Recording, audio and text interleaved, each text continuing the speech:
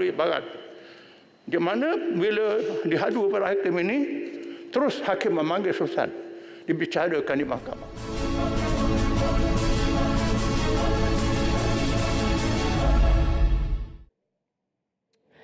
Baik, kepada anda yang baru saja mengikuti kami, ketika ini sedang berlangsungnya perbahasan usul kajian separuh penggal RMK 12 oleh Ahli Parlimen Marang Tan Sri Abdul Hadi Awang, dan juga sebanyak 9 orang sudah pun terlibat dalam perbahasan sebentar tadi, dan dijangkakan seramai 20 orang Ahli Parlimen akan terlibat dalam sesi perbahasan untuk hari ini. Dan kalau boleh saya kongsikan apa yang telah dibangkitkan oleh Ahli Parlimen Bagan sebelum ini, di mana beliau mengatakan beliau menyentuh mengenai pembangunan lestari, di mana Malaysia mempunyai sumber semula jadi yang kaya.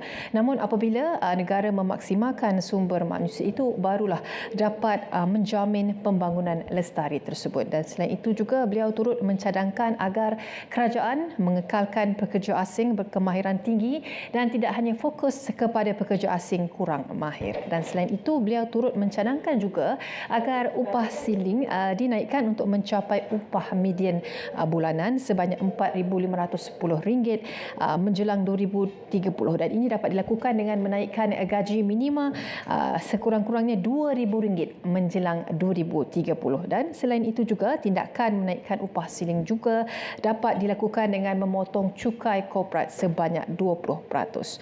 Dan bagi industri kecil dan sederhana IKS, keuntungan bercukai pertama sebanyak RM1 juta harus dikenakan cukai 15% sahaja. Dan selain itu juga beliau turut menyentuh mengenai pembersihan proses pengambilan pekerja asing agar ia terus menerusi dalam talian levi pelbagai peringkat tanpa had atau lebih tinggi untuk bilangan pekerja asing yang melebihi 100 orang.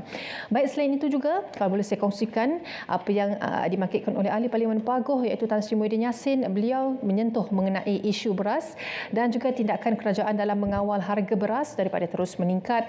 Selain itu beliau turut menyentuh mengenai usaha dan juga sasaran dalam kerajaan menoktahkan kemiskinan tegar pada tahun ini berdasarkan situasi kenaikan harga barang, terutamanya barang makanan harian seperti beras dan juga kadar inflasi semasa. Dan beliau turut berkata modal pembasmian kemiskinan telah berubah. Ianya dapat harus memberi fokus kepada pendapatan, bukan sahaja kepada pendapatan isi rumah semata-mata, tetapi juga kemiskinan pelbagai dimensi, iaitu kemiskinan dari segi pendidikan, kesihatan dan juga keperluan asas dan lain-lain. Baik, selain di TV1 juga di saluran berita RTM, jangan lupa juga ikuti kami di rtmparlimen.rtm.gov.my. Juga anda boleh muat turun mudah RTM Klik ke telefon pintar anda di App Store, Play Store dan juga Huawei Apps Gallery. Baik, sekian sahaja daripada kami di TV1. Jangan lupa terus saksikan kami di saluran berita RTM.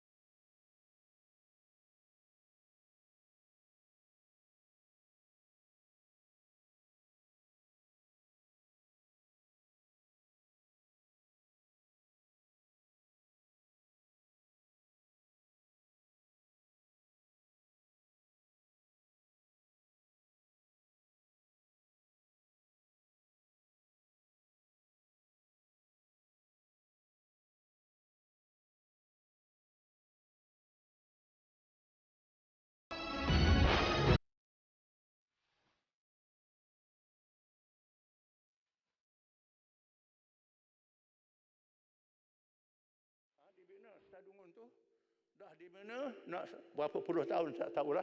Tak boleh guna. Tak boleh guna. Dungun tahu. Tak boleh guna hospital ni. Kerana tak lulus. Macam mana boleh berlaku macam ni? Dan rakyat memerlukan hospital. Kawasan saya sendiri projek menghadapi hakisan ombak laut. Ini berlaku. Projek ini dilaksanakan secara yang tak betul, kajian yang salah. Sampai 40 tahun tak selesai. Caranya ialah mengorek pasir dari laut, ditimbuh ke darat, datang ombak besar laut Cina Selatan, tak macam Selat Melaka. Kemudian Ombak bawa pasir ini menimbul pelabuhan. Kemudian sedut pasir lagi sampai 40 tahun. Apalah nak jadi macam ini? Ini ialah saya tak tahu, ini perlu disiasat hal-hal yang macam ini. Kemudian kita melihat slogan rahmah yang tidak holistik. Dalam Islam rahmah maksudnya holistik. Nabi bersabda, rahimallahu rajulan samhan idza ba'a wa idza ishtara wa idza iqtada. Allah Taala beri rahmat kepada seseorang yang menjual, yang membeli, yang mengendalikan hutang piutang. Rahmah ni melibatkan semua pihak, holistik. Yang menjual jangan jual mahal sangat, menindas rakyat. Yang membeli jangan beli murah sangat, rugi orang berniaga. Yang hutang piutang, yang berhutang jangan menipu, tak mau bayar hutang. Yang bagi hutang pula jangan menindas. Ini diajar oleh Islam.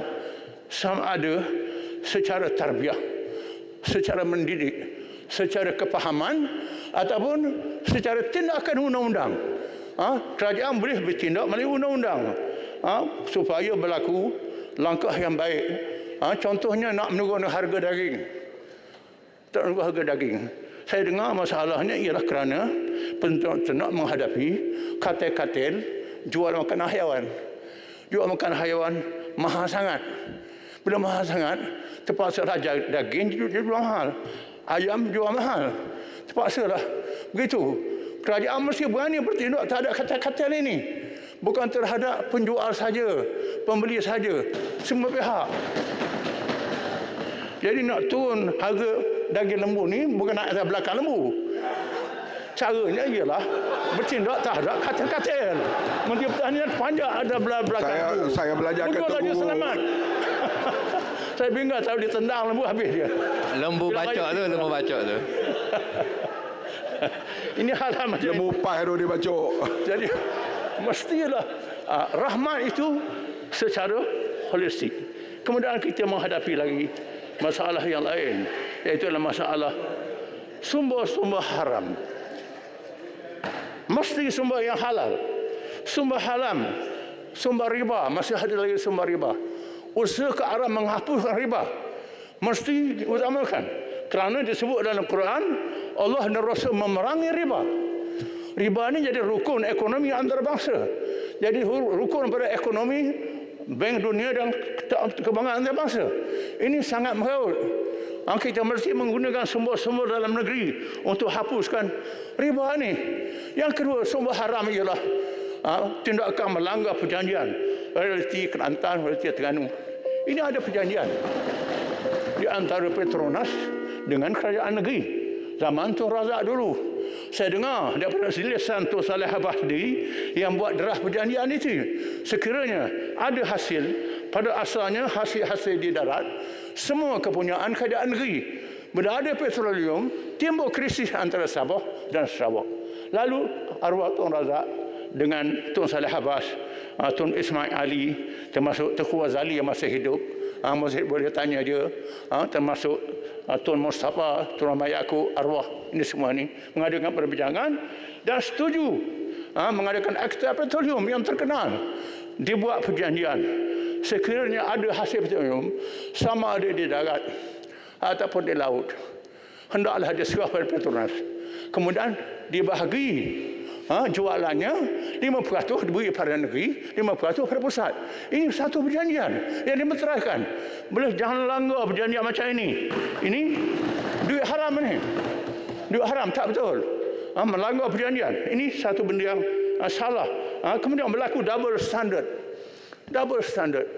Double standard ni ialah perbezaan antara negeri yang diperintah oleh kerajaan pembangkang, kawasan kerajaan, kawasan pembangkang. Padahal bila pungut cukai, pungut semua. Petaling Jaya, Tanya Marang.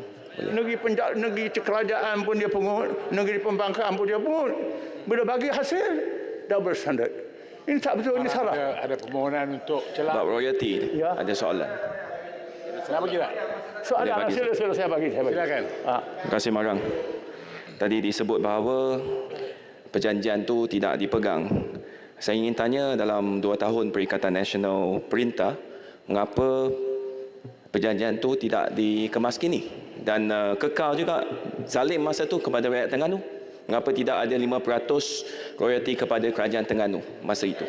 Terima kasih banyak. Yang Mohd Marang, Ya. Jelutong, saya ingin tanya. Ya, Marang nak jawab dulu ke nak bagi tak ambil soalan ni? ya, ambil soalan tu lah senang. Ambil soalan. Okey, Zulul, silakan. Terima kasih. Begini, sebenarnya kami banyak nak urus macam-macam. Masa kami mengentah dulu, hingga banyak sangat duk kacau. Nak jatuhkan kerajaan. Masa mana nak baca perjanjian ni? Kami terpaksalah tahan perjanjian, pertahankan kerajaan, terpaksa berapa kali tukar Perdana Menteri. Berapa kali tukar Perdana Menteri. Belah kami ni banyak layak di Perdana Menteri. Larut boleh, Paguh boleh, Ara boleh. Belah sana seorang dia. Nak jadi Perdana Menteri.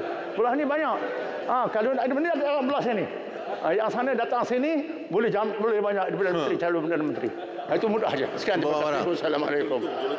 Jelutong. Ada Jelutong. Saya nak tanya Mohd Marang, Tok Guru, saya hormati.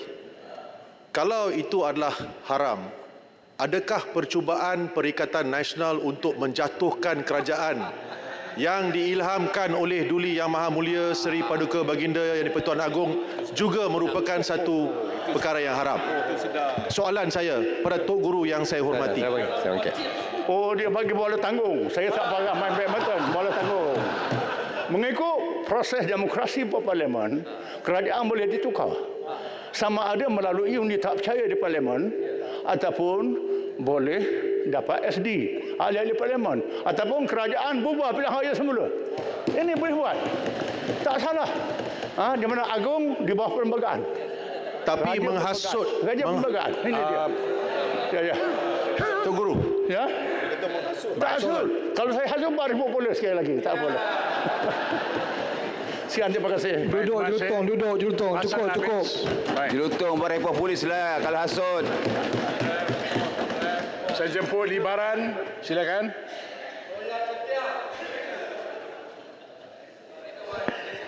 Terima kasih 10 minit, Libaran. Menteri Yang di-Pertua.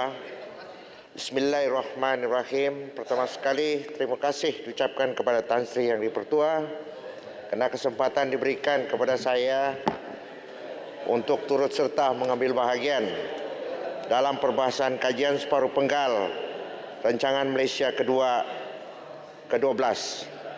Pada kesempatan ini juga saya ingin merakamkan ucapan tahniah kepada Yang Amat Berhormat Perdana Menteri di atas kejayaan membentangkan kajian separuh penggal Rancangan Malaysia ke-12 yang bertemakan Malaysia menjadi mapan sejahtera dan berpendapatan tinggi.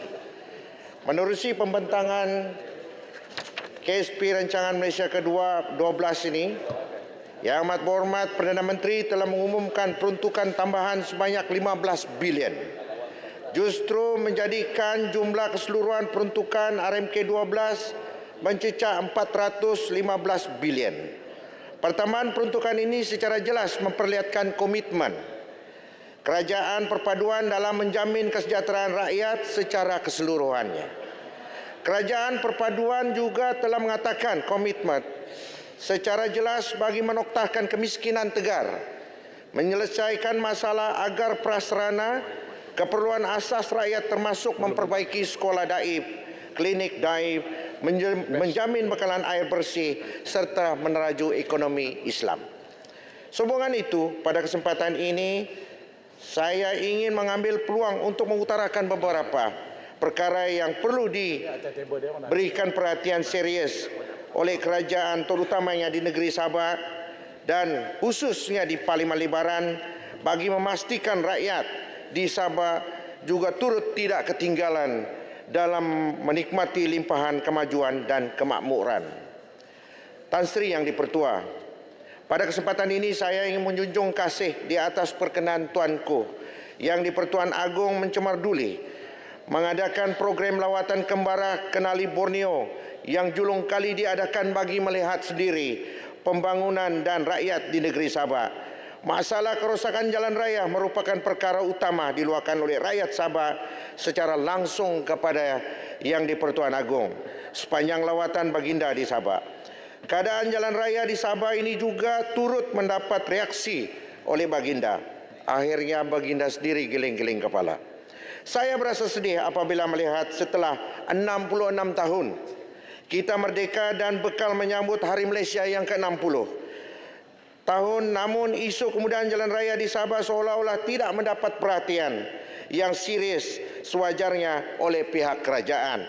Masih terdapat banyak jalan raya gravel, batu kelikir yang terdapat di kawasan kampung-kampung, terutamanya di Kuala Gumgum menuju Dandulit, rancangan Sungai Manila dalam kawasan Parlimen Lebaran. Saya rasakan sudah sampai masanya perlu diturap dengan baik bagi memberi keselesaan masyarakat setempat.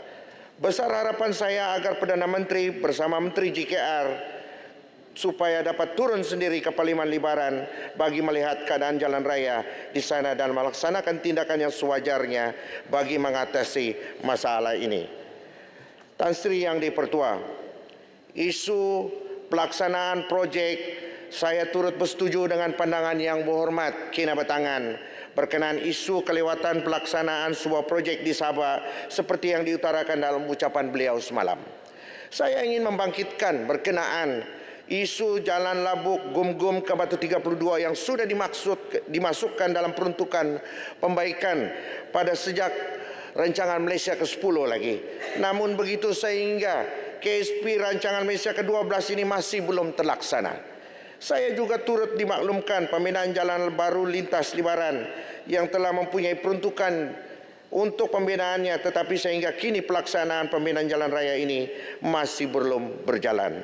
Saya berharap agar kerajaan menyerahkan segala perancangan pelaksanaan projek-projek yang dirancang di dalam rancangan Malaysia ke-12 bagi memastikan segala perancangan projek dapat diselesaikan mengikut ketetapan masa yang diberikan. Tan Sri Yang di-Pertua, isu air di Sabah ni bukan lagi satu isu baru yang berlaku di negeri ini. Malahan pada masa kini terdapat penduduk yang tidak menerima bekalan air sehingga 2 atau 3 hari dan berulang hingga 2 kali seminggu atau 8 kali sebulan. Masalah utama berkenaan kekurangan bekalan air bersih di kawasan Parlimen Lebaran adalah disebabkan kapasiti bekalan air terawat tidak dapat menampung keperluan air bersih bagi penduduk sekitar. Saya dipahamkan kajian untuk membina muka sauk baru bagi loji rawatan air sudah ada dilaksanakan, namun ia hanyalah kekal di peringkat kajian. Saya juga ingin membangkitkan berkaitan isu pipe-pipe di kawasan Parlimen Lebaran yang sudah lama dan perlu dinaik taraf bagi memastikan isu pipe pecah yang berulang dapat diatasi. Tan Sri Yang di-Pertua, saya menyambut baik terhadap keprihatinan serta komitmen kerajaan dalam menangani isu pemilikan rumah. Pada masa kini harga rumah dilihat terlalu mahal dan kadang sewa rumah juga semakin meningkat sehingga membebankan rakyat. Kerajaan juga dilihat komited dalam memastikan sasaran untuk membina 500,000 unit rumah mampu milik dalam rancangan Malaysia 12 akan tercapai dan sehingga akhir tahun 2022 sebanyak 137 buah rumah unit mampu milik telah dibina.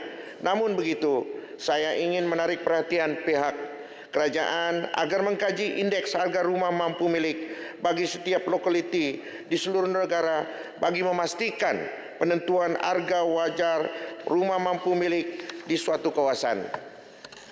Sebagai contoh, harga rumah mampu milik di Kuala Lumpur seharusnya tidak sama harga rumah mampu milik di Sabah, khususnya di kawasan Parlimen Lebaran, atas faktor gaji penduduk di kawasan tersebut. Penentuan harga bagi rumah mampu milik ini adalah penting bagi memastikan tidak berlakunya lambakan rumah mampu milik sebagai contoh projek perumahan prima di Senakan yang masih banyak lagi belum terjual dan pada akhirnya menjadi projek perumahan hanya mampu tengok kerana tidak mampu dimiliki oleh rakyat.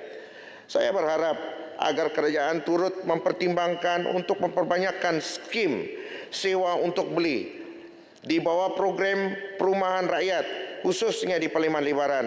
Melalui skim ini, impian golongan rakyat B40 khususnya di Parlimen Lebaran untuk membeli kediaman sendiri dapat direalisasikan. Tan Sri Yang di-Pertua, Saya menyambut baik usaha proaktif kerajaan bersama Kementerian Pendidikan Malaysia dalam memastikan pembangunan sekolah daib seluruh negara dapat disegerakan melalui inisiatif Bitara Malaysia Madani. Saya ingin mencadangkan agar kerajaan memberikan perhatian yang utama bagi sekolah-sekolah daib di negeri Sabah, terutama di kawasan Parlimen Libaran. Saya juga berharap agar Menteri Pendidikan dapat turun untuk melihat sendiri keadaan sekolah-sekolah ini. Hal ini bagi memastikan tidak berlakunya kesenjangan kemudahan pendidikan di antara pelajar bandar dan luar bandar, terutama di negeri Sabah, khususnya di Parlimen Libaran. Tan Sri Yang di-Pertua, saya juga turut kenyataan Menteri Sumber Manusia dalam Konvensyen Pemburu Peringkat Negeri Sabah mencatatkan kadar pengangguran tertinggi iaitu seramai 169.800 orang atau meliputi 29% daripada 5.588.700 jumlah pengangguran di seluruh negara. Saya merasa bimbang apabila melihat keadaan statistik yang dilaporkan ini. Saya melihat isu utama pengangguran ini adalah disebabkan kurangnya peluang pekerjaan yang berada di Sabah, terutamanya di Parlimen Libaran. Saya berharap agar kerajaan pusat bersama dengan kerajaan negeri bekerjasama dalam menaik taraf kemudahan infra, jalan raya, bekalan elektrik, bekalan air bagi menarik perhatian pelabur untuk melabur di negeri Sabah, seterusnya dapat membuka lebih banyak peluang pekerjaan. Tan Sri Yang di-Pertua, namun begitu perkara yang menjadi kebimbangan saya dapat diatasi. Mudah-mudahan kerajaan Madani yang terbentuk hari ini dapat sentiasa orang bilang berkekalan hingga ke penggal terakhir. Tuan Yang di-Pertua, saya berharap agar kerajaan memberi segala perhatian kepada perkara-perkara yang telah dibangkitkan oleh saya demi menjamin kesejahteraan penduduk di Parlimen Libaran. Akhir sekali, saya menyokong kajian separuh penggal rancangan Malaysia ke-12. Sekian, terima kasih. Terima kasih Libaran. Sebelum saya jemput sahabat berenam, saya nak buat satu pemakluman. Yang berhormat, saya amat prihatin dan berat terhadap tahap kesihatan yang melibatkan ahli yang berhormat di dalam dan di luar Dewan Rakyat. Malahan terdapat kes yang telah menyebabkan kepada kematian. Oleh itu, saya telah menyarankan kepada pihak Kementerian Kesihatan Malaysia supaya pemeriksaan kesihatan secara tetap perlu dibuat ke atas semua ahli Dewan Rakyat bagi memastikan pemantauan kesihatan yang berterusan dibuat demi memastikan tahap kesihatan yang baik. Sehubungan itu, surat pelaksanaan pemeriksaan kesihatan kepada ahli yang berhormat telah diedarkan kepada semua ahli yang berhormat semalam 12 September 2023.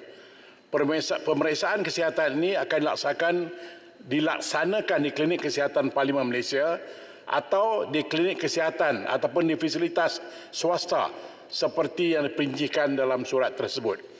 Untuk makluman, pemeriksaan kesihatan ini wajib dijalani oleh semua ahli yang berhormat dan tarikh akhir untuk ahli yang berhormat menjalankan pemeriksaan kesihatan tersebut adalah pada hari Selasa 31 Oktober 2023.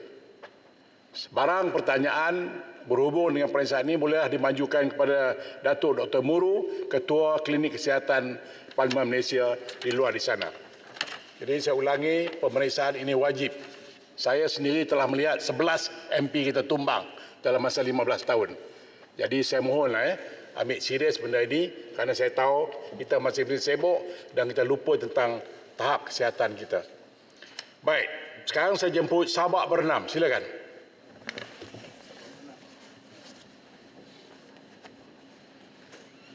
Assalamualaikum warahmatullahi taala wabarakatuh. Terima kasih Tuan Yang di-Pertua. Terlebih dahulu saya mengucapkan tahniah dan terima kasih kepada Yang Amat Berhormat Tambun kerana telah membentangkan rancangan kajian separuh penggal rancangan Malaysia ke-12 2021 hingga 2025. Rangka kerja KSP RM ke-12 mengetengahkan 17 anjakan besar seperti mana yang tertulis dalam buku ini. Sabak Bernam ingin fokus kepada anjakan ke-14 iaitu industri HGHV, nadir bumi, muka surat 15, ruangan ketiga atas.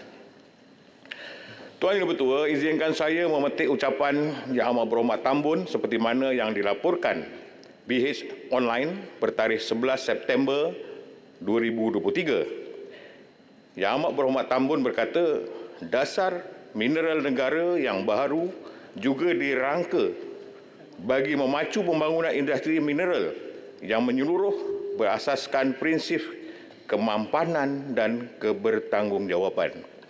Seterusnya, kebijaksanaan ini akan dijadikan panduan dalam melaksanakan aktiviti perlombongan dalam hutan simpan kekal, kawasan sensitif alam sekitar dan kawasan perlindungan. Saya ulang, kebijaksanaan ini akan dijadikan panduan dalam melaksanakan aktiviti perlombongan dalam kawasan hutan simpan. Kalau hutan simpan kekal pun nak dilombong, macam mana nak kata kebijaksanaan? Dan alam sekitar dan kawasan perlindungan. Saya mohon ini diberikan penjelasan. Kita perlu mengambil berat akan isu ini. Perlombongan unsur nadir bumi REE ini, walaupun dikatakan istilahnya, tiada sebarang pokok pun yang ditebang, tetapi ia melibatkan pencemaran aluminium sulfat terhadap air bawah tanah yang akhirnya akan meresap ke dalam rekahan bawah tanah, saliran air bermula daripada sungai kecil, alo-alo kecil, ataupun anak sungai, hinggalah ke sungai utama yang lebih besar, luas dan panjang, kawasan penempatan, kawasan pertanian dan sebagainya. Tuan Yang Dipertua, Marakanga, yakni sebuah portal kewartawanan yang mengkaji isu kelestarian alam sekitar berkata, pengekstrakan REE di Greek berpotensi mencemari air Sungai Perak. Ini kawasan yang berhormat Fatul, Greek. Kalau air Sungai Perak tercemar, habislah. Orang Manjung, Perak Tengah memerlukan air bersih dari Sungai Perak melalui stesen ataupun LRA, loji rawatan air Kepayang, untuk sawah mereka, keperluan hidup dan lain-lain.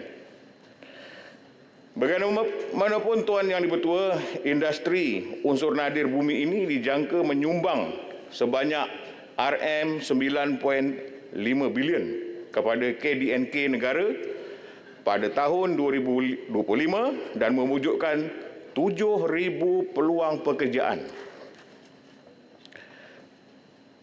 Dan setakat ini, cuma satu universiti sahaja yang telah mendepani industri mineral Malaysia, iaitu Pusat Pengajian Kejuruteraan Bahan dan Sumber Mineral Universiti Sains Malaysia USM, yang telah mewujudkan program kejuruteraan sumber mineral sejak tahun 1984.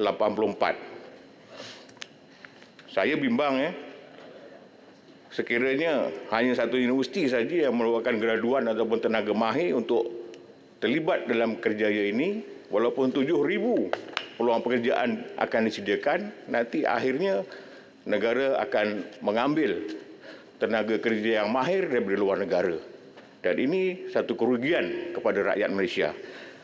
Program ini merupakan satu-satunya program seumpamanya di Malaysia yang mana graduan-graduan program ini dipersiapkan dengan kursus-kursus yang berkaitan dengan teknologi memproses mineral, reka bentuk lombong dan kuari, peletupan serta perundangan berkaitan sebagai persiapan menjadi jurutera sumber mineral yang kompeten dan beretika.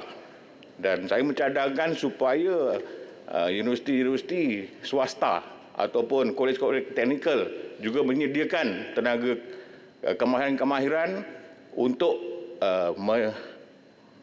mengeluarkan pekerja-pekerja di semua peringkat aktiviti perlumbungan ini.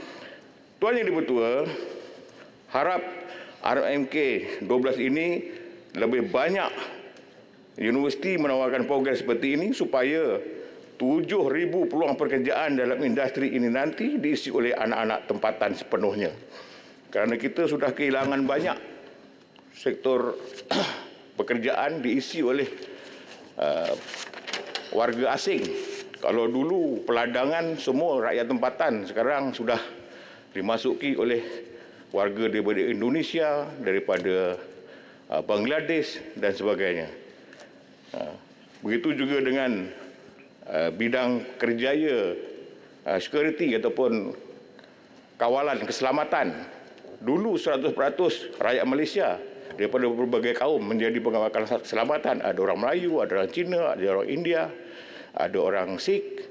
Dalam filem Ramli pun ada jaga daripada golongan Sikh, kaum Sikh. Tapi sekarang dimonopoli oleh warga daripada Nepal. Oleh itu, Tuan Yang Pertua, jika industri ini memberi manfaat kepada rakyat, laksanakanlah dengan pengurusan atau tata kelola yang baik supaya tidak merugikan rakyat Malaysia.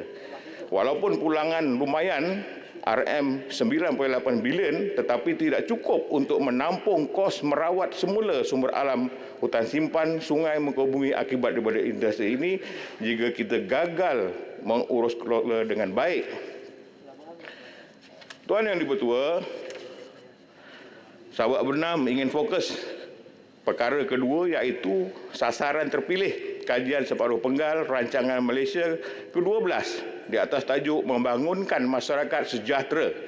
Muka surat 17, 0% atau sifar kemiskinan tegar menjelang 2025.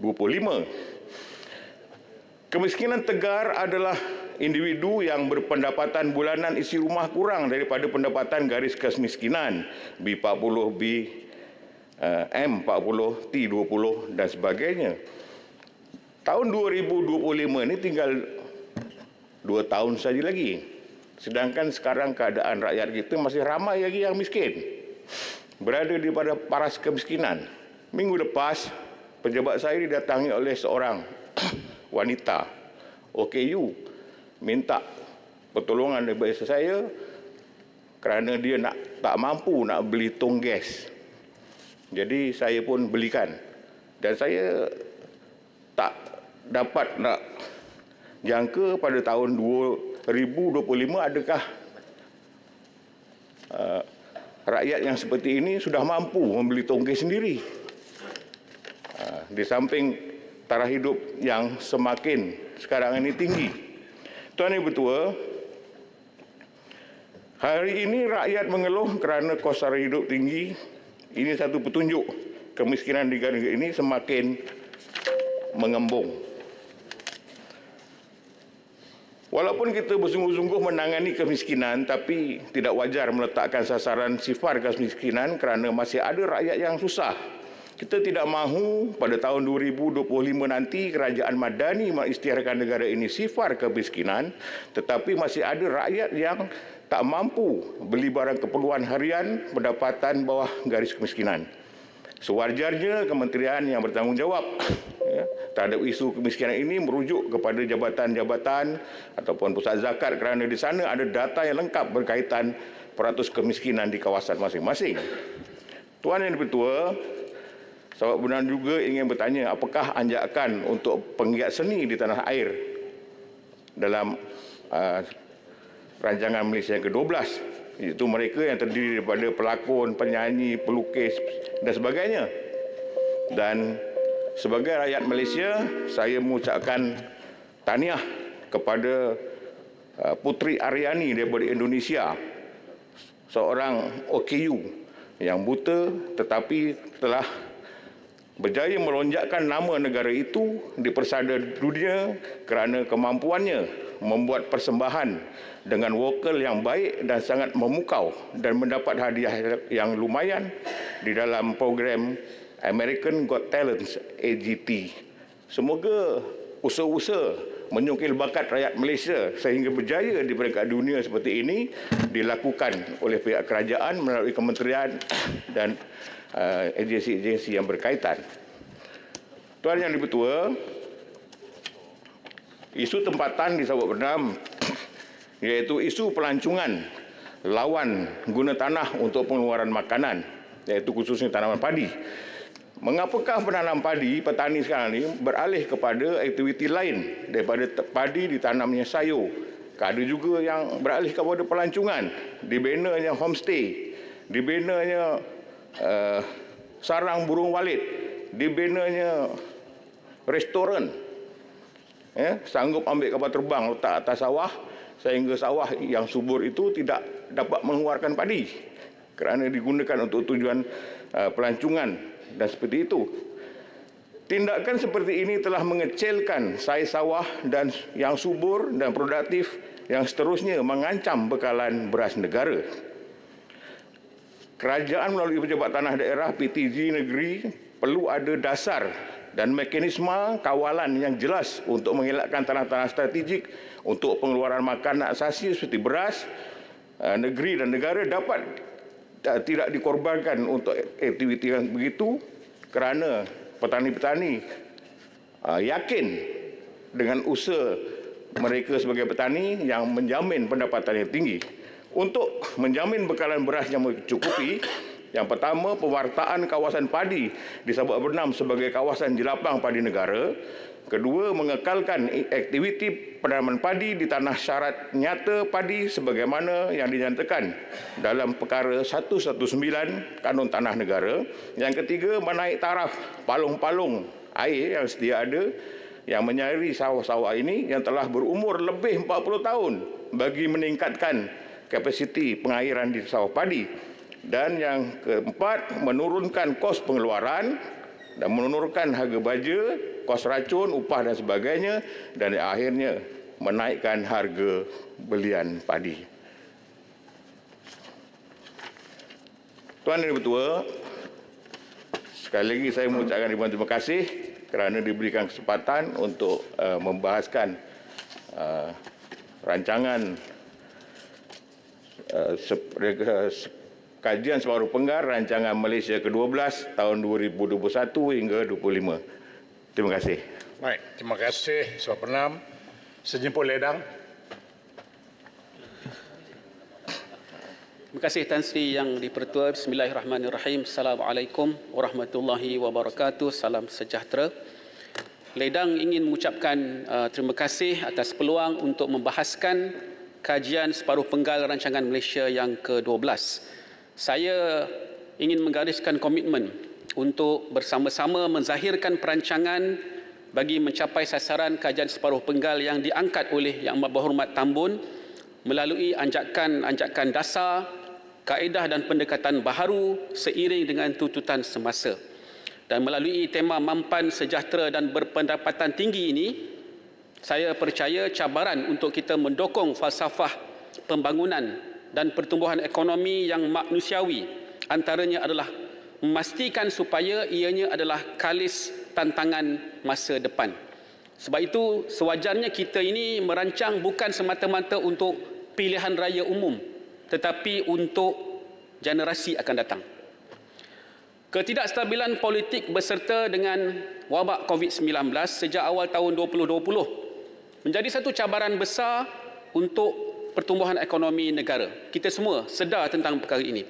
Namun kita lihat ada komitmen dan tekad politik yang utuh.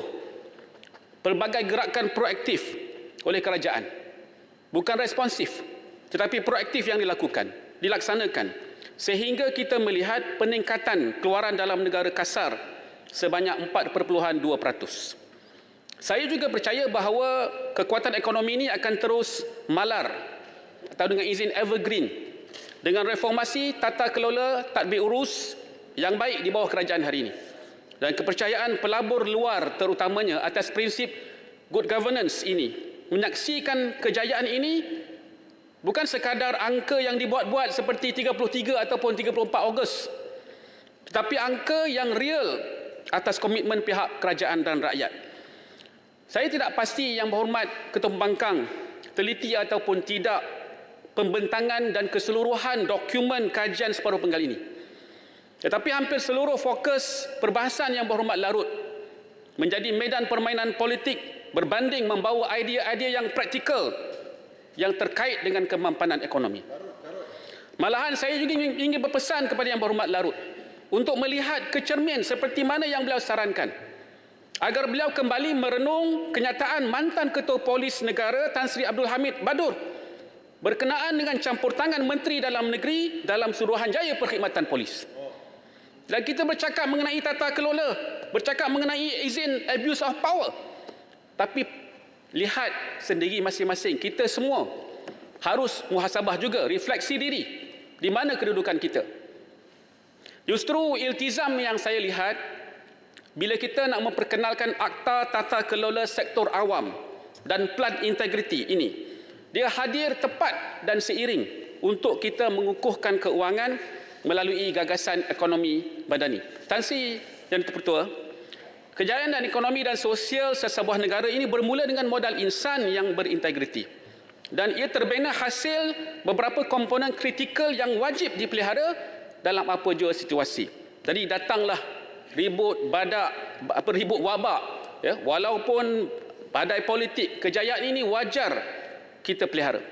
Dan dua komponen penting yang saya ingin sentuh secara lebih khusus, terutama dalam kita nak membina sebuah negara, membina generasi ini, ialah pertama sistem pendidikan yang menyeluruh dan yang kedua ialah sistem kesihatan yang utuh.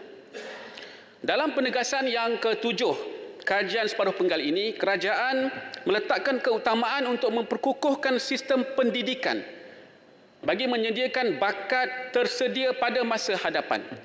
Saya berpegang bahawa pembangunan pendidikan yang berteraskan manusiawi secara holistik, yang disokong dengan pembentukan modal insan yang tepat, membawa dampak kepada unjuran ekonomi kita ke hadapan. Dan bertitik tolak dari premis ini, saya ingin menzahirkan penghargaan dan mendukung usaha Yang Amat Berhormat Tambun atas inisiatif tinjauan infrastruktur sekolah yang digerakkan. Biarpun sehingga digelar sebagai inspektor tandas, tapi disiplin ini berakarkan kepada khidmat kepada rakyat dan dia membawa impak sehingga ke sekolah-sekolah di kawasan seluruh parlimen, termasuk di kawasan parlimen saya di Ledang. Dan kita buat perkara ini dilaksanakan bukan semata-mata kerana syok, kerana untuk dapatkan populariti, tetapi berdasarkan kepada kajian impak infrastruktur sekolah terhadap pembelajaran yang dijalankan oleh kumpulan Bank Dunia ataupun World Bank Group. Sekolah yang ada kualiti persekitaran yang baik termasuk fasiliti kebersihan menyumbang kepada kehadiran dan kesihatan murid, kepada kesihatan pendidik, ibu bapa di sekolah.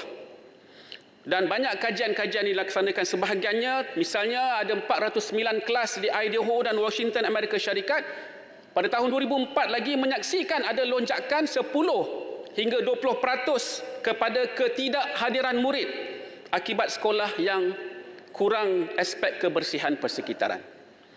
Jadi ini keterangan membuktikan bahawa peri pentingnya sebuah pertimbangan khusus yang terkait dengan pembangunan infrastruktur sekolah diteliti dalam perancangan memperkukuhkan sistem pendidikan.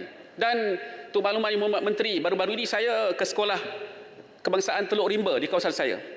Pihak sekolah maklumkan bahawa perkembangan mengenai naik taraf fasiliti tandas. Kita tahu keputusan telah dibuat untuk berikan RM70,000 untuk membangun ataupun membaik pulih tandas-tandas di sekolah. Namun perkembangan ini juga menzahirkan beberapa kesulitan lain seperti masalah sistem kumbahan sekolah. Jadi saya faham RM70,000 telah diperuntukkan, tetapi ada lagi perkara-perkara lain yang tidak dapat diselesaikan secara menyeluruh. Jadi saya harap perkara ini juga dapat pertimbangan daripada Pendidikan, Menteri Pendidikan dan juga daripada Perdana Menteri supaya ianya diambil kira Penyelenggaraan sekolah ini penting. Penyelenggaraan ini tidak boleh hanya dalam satu masa, tetapi ianya kena mampan dan berterusan. Tan Sri Yang Di-Pertua, saya juga ingin mengambil kesempatan ini untuk menengahkan isu pembawaan digitalisasi dalam pendidikan yang akan digerakkan melalui dasar pendigitalan ataupun dasar pendidikan digital. Sekiranya dia teliti, pelbagai ruang terbentang kepada anak-anak untuk kita, anak-anak kita di institusi pendidikan. Namun, perkembangan digitalisasi ini saya kira menuntut kegentingan sekiranya dibanding dengan perkembangan permintaan pasaran digital. Maksud saya, ada banyak program, kempen yang kita sebenarnya boleh leverage ataupun kita boleh manfaatkan. Seperti contohnya program Digital Ninja di bawah agensi kerajaan yang juga ada kerjasama yang boleh dilakukan dengan Kementerian Komunikasi dan Digital. Dan program ini memang meletakkan sasaran mereka ialah kepada sasaran pelajar Malaysia K12, maksudnya yang berumur 12 tahun dan ke atas. Dan saya rasa ini satu cara yang paling ampuh untuk kita pastikan digitalisasi itu dapat dilaksanakan di peringkat sekolah. Dengan perancangan yang kemas, peruntukan yang baik, saya lihat program ini wajar diberikan perhatian oleh pihak kementerian. Tuan Yang Di-Pertua, Tan Sri Tuan Yang Di-Pertua, komponen seterusnya yang ingin saya sentuh ialah berkenaan dengan kesihatan. Satu cabaran yang tersingkap dalam KSP ini ialah jurang kekangan sumber untuk kita membiayai pembangunan infrastruktur penjagaan kesihatan. Saya masih lagi sentuh pasal isu infrastruktur prasarana. Namun dalam menangani cabaran ini, saya juga kagum dengan komitmen yang dilakukan oleh KKM, Kementerian Kesihatan, atas perkembangan bahawa ada 91 klinik yang telah siap dibaik pulih di seluruh negara. Dan ada 341 klinik yang dijadualkan siap tahun ini juga. Jadi ini satu perkembangan yang baik. Tapi saya ingin minta penjelasan juga daripada pihak Kementerian Kesihatan dan juga Kementerian Keuangan terutamanya berkenaan dengan perincian langkah yang diambil untuk pastikan peruntukan baik pulih ini wujud dan apakah garis masa, timeline untuk kita letakkan fasa membaik pulih terutamanya hospital-hospital daif termasuk hospital daerah tangkap. Dan saya maklum ini adalah langkah yang diambil dan diberikan fokus oleh Kementerian Kesihatan. Cuma saya mohon supaya dapat diberikan penjelasan sebabnya sebagai seorang rakyat yang tua pada usia tetapi muda pada jiwa, saya merasakan rakyat perlu tahu komitmen dan tekad komitmen Kementerian Keuangan dan juga Kementerian Kesihatan dalam isu ini supaya fakta itu jelas dan tidak diselewengkan ataupun dipesongkan oleh pihak-pihak yang lain. Nyatanya, tahap pertama mengendalikan cabaran ini dapat diperhalusi dengan berdirinya Kertas Putih Kesihatan yang dibawakan kerajaan hari ini dan perancangan teliti melalui ekonomi madani. Tan Sri Yang Di-Pertua, kesimpulannya, saya rasa falsafah itu memang penting. Kita dah dengar tadi daripada Marang sebut pasal rahmah, cantik pandangan tentang itu. Tetapi falsafah saja tidak mencukupi. Dia perlu ada rancangan. Dan ini adalah RMK 12, ini adalah rancangannya. Kita perlu sama-sama teliti dan bantu untuk pelaksanaan yang lebih baik. Dan kita kena rancang bukan hanya untuk PRU, bukan hanya untuk politik, tetapi untuk generasi yang akan datang, untuk rakyat keseluruhannya. Jadi saya harap janganlah kita membuat pernyataan-pernyataan umum semata-mata, ya, seolah-olah sweeping statements mengatakan bahawa contohnya kita ni lebih teruk daripada penjajah. Come on lah. Itu saya rasa satu sweeping statement yang amat melampau. Pada masa yang sama untuk mengatakan bahawa kita ni reformati. Saya rasa kalau nak guna label ni macam-macam boleh juga. Pertikaian nasional akan keluar. Tapi bukan itu sepatutnya yang menjadi tumpuan. Yang menjadi tumpuan ialah apakah saranan. Boleh pertikaikan. Tapi bagilah idea. Saranan membangun untuk kita pastikan kita boleh melaksanakan program dan kita pastikan rancangan Malaysia ke-12 ini dapat dilaksanakan, capai tujuan dan objektifnya. Itu sahaja daripada saya. Sekian, terima kasih. Assalamualaikum warahmatullahi wabarakatuh. Saya menyokong usul KSP RMK 12. Terima kasih. Saya jemput Bagan Serai. Assalamualaikum warahmatullahi wabarakatuh dan salam sejahtera. Alhamdulillahi rabbil alamin wassalatu wassalamu ala Rasulillah wa ala alihi wa sahbihi ajma'in. Terima kasih Tan Sri Speaker, saya ucap terima kasih kerana diberikan peluang kepada saya untuk mengucap dan berbahas berkenaan dengan kajian separuh penggal rancangan Malaysia ke-12. Antara 5 sektor KDNK, perkhidmatan, perbuatan, pertanian, perlombongan dan pengkuarian pembinaan, sektor pertanian merupakan sektor yang berjaya menyelesaikan isu, bukan saja antara sektor berjaya menyelesaikan isu untuk menambahbaikkan dasar dan tadbir urus.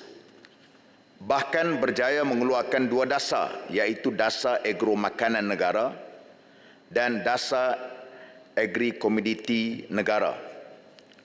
Namun negara kita sekali lagi terkejut apabila India dan Thailand dan beberapa negara lain yang telah membuat polisi berkenaan dengan dasar ekspor beras ke negara lain.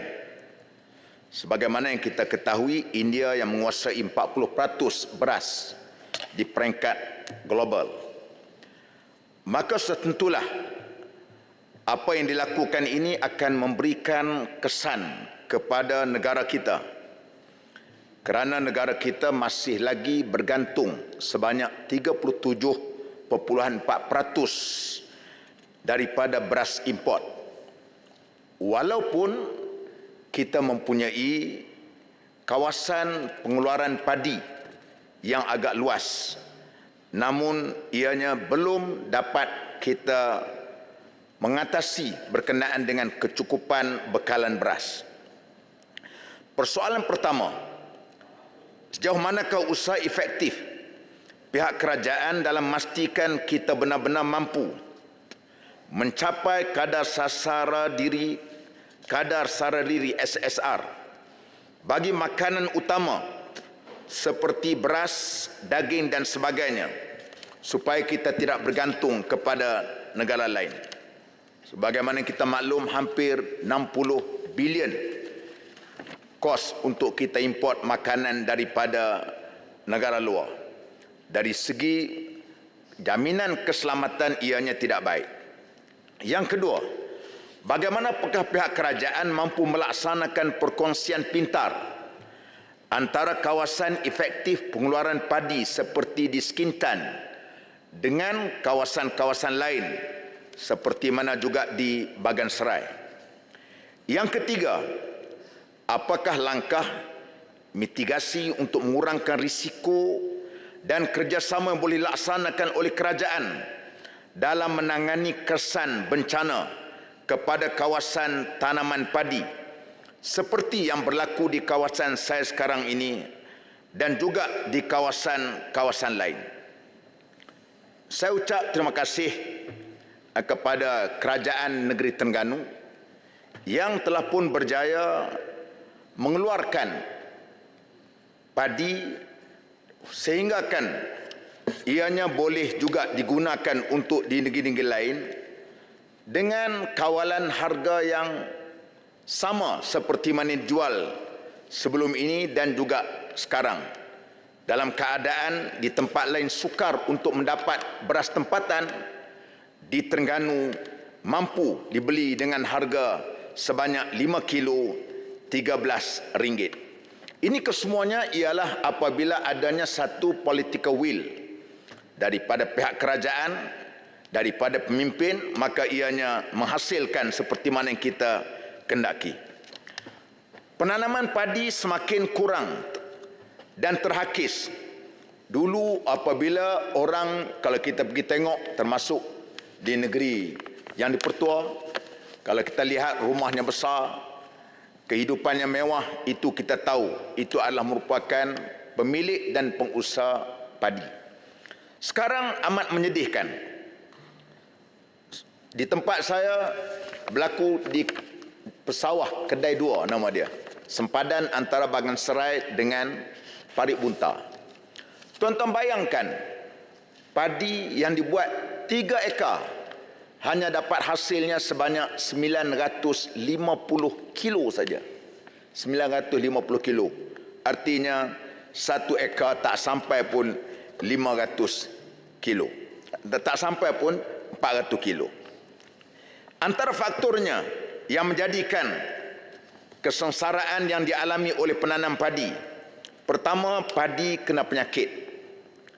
Yang kedua, input pertanian seperti mana baja, racun makin meningkat dan kadar upah baja juga makin meningkat. Saya boleh letakkan di sini bagaimana anggaran kenaikan harga bahan dan penyelenggaraan sawah pada September tahun 2023. Contoh dia, jualan padi dulu harga lama RM1,250 satu tan. Sekarang naik sebanyak RM1,700 satu tan. Artinya kenaikan 36%. Upah bajak dulu RM80 seka, sekarang RM90 seka. Artinya kenaikan sebanyak 12.5%. Harga mesin seperti pam racun dulu RM1,700, sekarang RM2,300 satu unit, 35% kenaikan. Minyak enjin jentera sebanyak 18 liter RM190, sekarang RM220, kenaikan sebanyak 15.7%. Benih padi, ini pelik ni, RM35 dulu sebanyak 20 kilo, sekarang sudah naik sebanyak RM56, arti kenaikan sebanyak 60%. Upah jentera dulu RM70 satu ekar, sekarang RM90 satu ekar, kenaikan sebanyak 28.5%. Upah meracun RM27 naik kepada RM30 seka, 11.1%. Racun rumpai dan serangga dulu RM270 untuk 20 liter, sekarang naik sebanyak RM300, sebanyak 10%. Upah buruh tabu baja dulu RM8 sekampit, sekarang sudah naik RM10 sekampit. Upah tuai dulu RM105 satu tan, sekarang sudah naik sebanyak RM125 satu tan. Artinya sebanyak 19% kenaikan. Yang ketiganya ialah masalah yang menjadikan faktor yang dihadapi oleh petani hari ini ialah masalah saliran air dan pengairan yang tidak cukup. Di tempat saya baru ni, air terpaksa dicatu. Cuba bayangkan nak buat padi macam mana. Air dicatu. Sehingga kan petani tidak mampu untuk membuat padi dan juga menghadapi masalah untuk menguruskan urusan sawah mereka. Yang kelima, padi ringan. Petani bukannya tidak menggunakan teknologi terkini. Malahan mereka menggunakan teknologi terkini, menggunakan drone ketika untuk membaja dan juga meracun. Dalam hal ini, jika pihak kerajaan tidak campur tangan, maka petani akan beralih ke tanaman lain. Kalau tindakan ini dilakukan, ini amat berbahaya dari segi keselamatan makanan pada masa akan datang. Cadangan saya, pertama ialah intervensi pihak kerajaan amat perlu jika mahu masa depan keselamatan makanan kita ini terjamin. Yang kedua, menggalak smart sawah berskala besar, smart SBB, yang bertujuan mengurangkan kebergantungan negara kepada beras import. Yang ketiganya, mengadakan kontrak farming supaya petani rasa secure, selamat untuk mereka bekerja dan hasil pertanian juga kita akan perolehi. Yang keempat, insurans takaful agro makanan. Sekiranya berlaku banjir, kemarau serta gangguan wabak penyakit, petani akan mendapat ganti rugi. Yang kelima, persatuan peladang biar dipegang oleh mereka yang mengetahui selok-belok pertanian, bukan hanya untuk parking orang yang tidak ada merit mengenai pertanian. Ni letak dia pasal dia orang politik, dia tak erti apa pokok padi pun dia tak tahu, letak situ. Jadi memang otak dia otak untuk nak ambil alam, itu saja. Yang keenam, PPK kena memecahkan monopoli kartel yang menindas pesawah daripada benih, racun, baja, drone, mesin ambil padi, lori dan kilang serta pemasaran. Artinya rantaian ini mesti dipegang oleh PPK untuk memecahkan kartel-kartel ini. Ini sedang dibuat oleh Pejabat Zakat Kedah hari ini. Alhamdulillah, Pejabat Zakat Kedah cuba buat daripada benihnya sampai kepada rangkaian kilang semua ada kepada mereka. Yang tujuhnya, PPK boleh menyediakan benih variety yang elok. Boleh bincang dengan pihak Mardi, UPM, Universiti Putra yang banyak membuat pendidikan seperti UPM ada Padi Putra 1 dan Putra 2. Menurut pengarah Institut Pertanian Tropika dan Sekuriti Makanan Interforce UPM, Profesor Dr. Muhammad Rafi Yusof berkata, Padi Putra 1 dan Padi Putra 2 dalam penyelidikan mereka yang telah buat selama 9 tahun yang akan menghasilkan iaitu hasilannya sebanyak 8 hingga 12 tan padi bagi setiap 1 hektar. Jadi sebab itu perkara-perkara seperti ini patutnya perlu diambil perhatian oleh PPK. Yang seterusnya ialah PPK dengan kerjasama Agrobank kena membantu petani untuk memberikan pinjaman. Kerana hari ini petani dia terpaksa pinjam dengan kartel-kartel ataupun dengan toke-toke, pinjam dulu, maka akhirnya padi itu terpaksa jual kepada toke walaupun potongan dan harganya terpaksa diikut kerana mereka telah pun ambil duit tadi. Bila tanya pasal apa, dia kata agak mudah berbanding nak pergi ke bank. Dan akhir sekali ialah peruntukan untuk JPS kena supaya cukup untuk memastikan saluran terjaga dengan baik. Contohnya, dekat tempat saya ada pam dekat Padang Lalang sudah 10 tahun rosak. 10 tahun rosak. Sekarang duduk baiki dah 10 tahun rosak tak boleh pakai. Maka kita tengok akhirnya projek takungan air perlu diadakan segera untuk memastikan air ini sentiasa cukup terutama pada waktu-waktu kemarau. Tuan Yang Bertuah, akhir sekali ialah sikit rumusan dia. Buku ni kita tengok cantik, elok sebab yang dibuatnya oleh pakar-pakar kita yang berada di Putrajaya di semua kementerian. Cuma syarat nak berjaya yang pertama mesti ada satu political will. Baru boleh berjaya tentang perancangan yang kita lakukan. Yang kedua, kena dengar nasihat pakar dan ahli dia. Kita kena dengar daripada ahli dia supaya setiap kementerian ada pakar-pakar dia. Bukan banyak saya tahu bila jadi menteri ni kita faham datang macam-macam konsultan, datang semuanya nak ambil duit belaka. Bukannya ada kepakaran sangat pun. Kita hendak mereka ni kita dengar kerana pakar yang ada kepada mereka. Terutama tak perlu guna pakar luar pun kerana setiap kementerian sudah ada kehebatan yang ada di sana.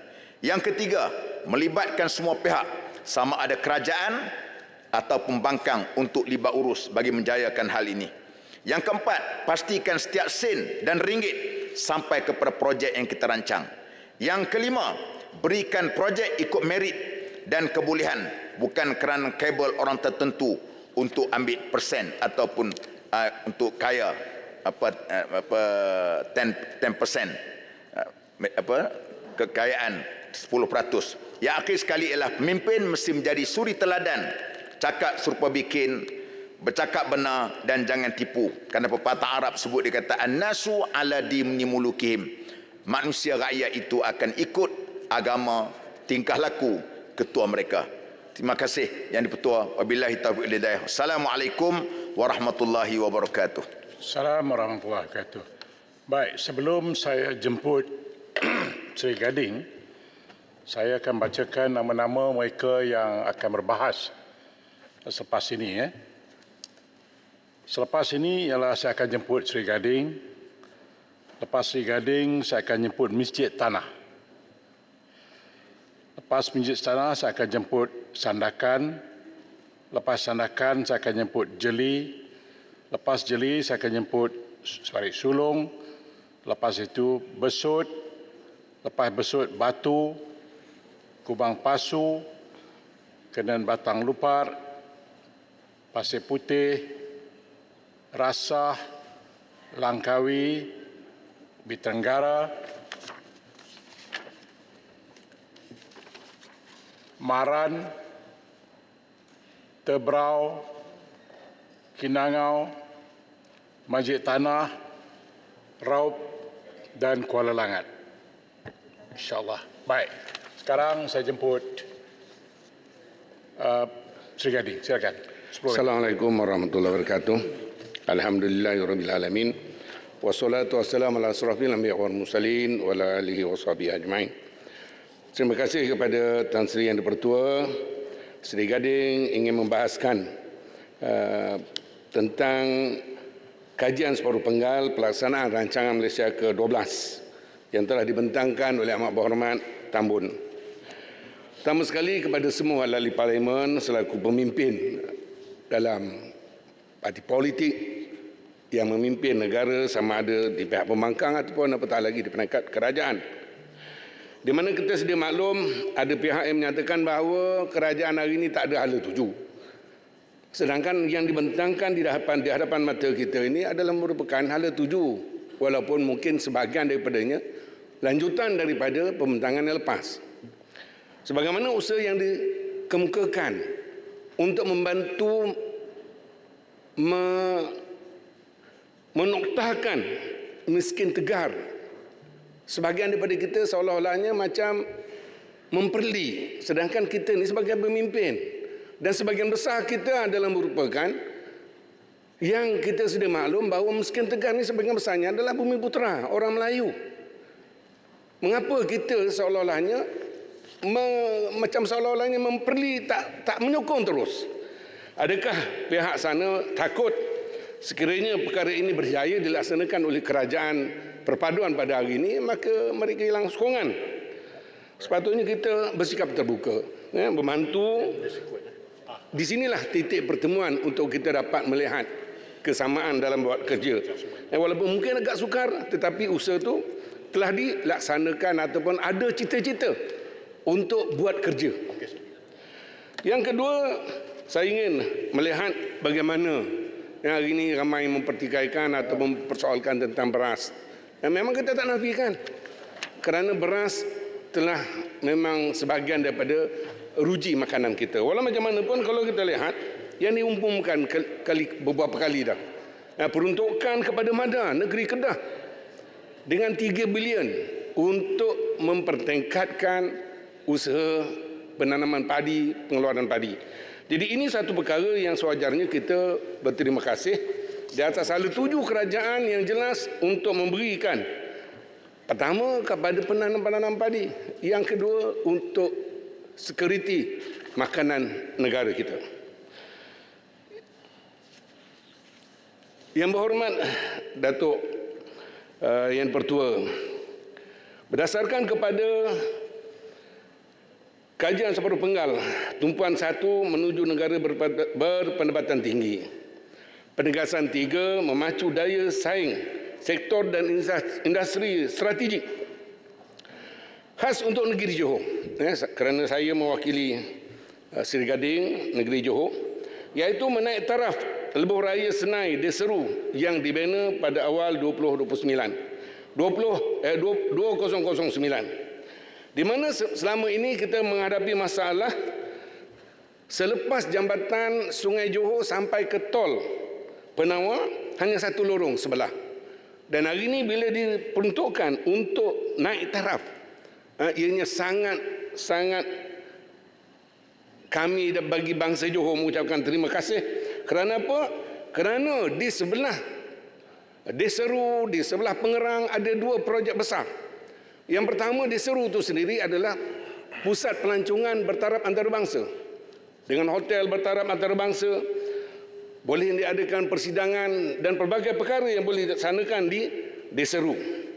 Begitu juga kalau kita lihat bagaimana di Pengerang itu sendiri, Pengerang Integrated Petroleum Complex yang mengandungi Pengerang Deep Water Terminal dengan bajet 5 bilion ringgit, penapisan minyak mentah 53 bilion ringgit, begitu juga dengan petrokimia Rapid dengan bajet yang telah dikemukakan sebanyak 36 bilion. Tentu ia memberikan satu peluang pekerjaan kepada rakyat. Bukan saja untuk rakyat Johor tetapi kepada seluruh rakyat dalam negara kita. Dan ini apabila berlakunya pelebaran naik taraf jalan ini, bagi kami ia sangat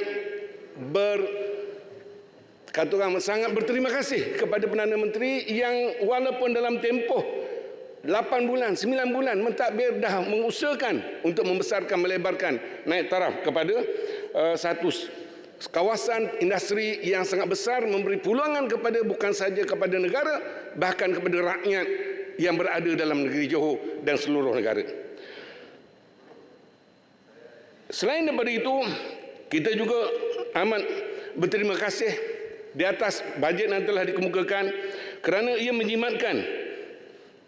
menjimatkan masa pekerja, menjimatkan ataupun mengelakkan, mengurangkan kemalangan berlaku di jalan raya yang sempit, hanya satu lorong, walaupun ada tol yang telah dibina pada 2009 dulu, dan ia akan memberikan peningkatan pelancong khususnya daripada Singapura yang sebelum ini mereka agak sukar kerana laluan yang sempit itu.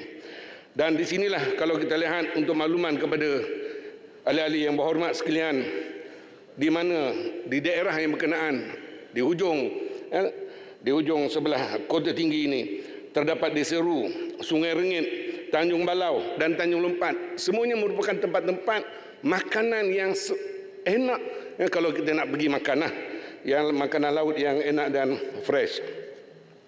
Seterusnya projek pelebaran Lebuh Raya Utara Selatan dari Yomping ke Senai Utara. Kalau kita lihat sebenarnya jaraknya tidak jauh, sekitar 80 km.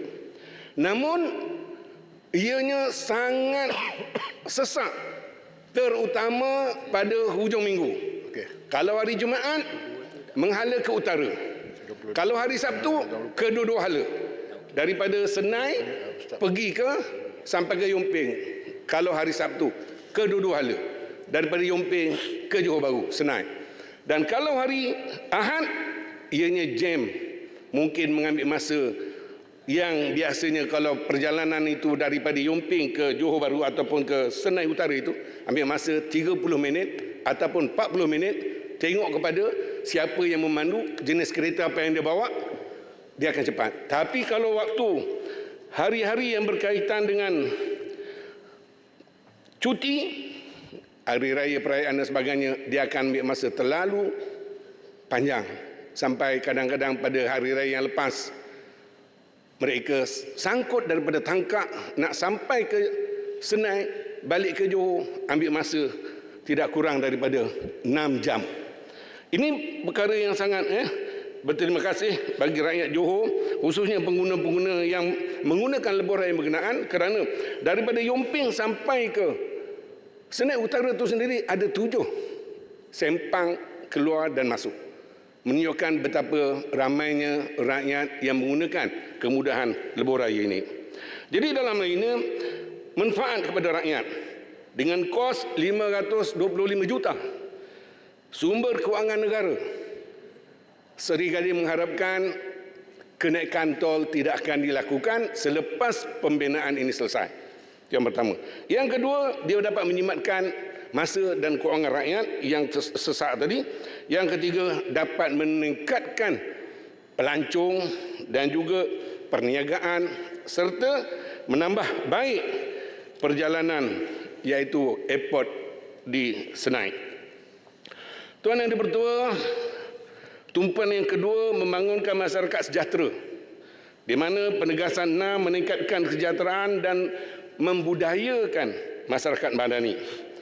Pengukuhan perkara yang kedua, pengukuhan perkhidmatan kesihatan, di mana kalau kita lihat di sini ada orang mempertikaikan kenapa pengumuman yang dibuat oleh PM masa kempen pilihan raya baru-baru ini di peringkat PRK.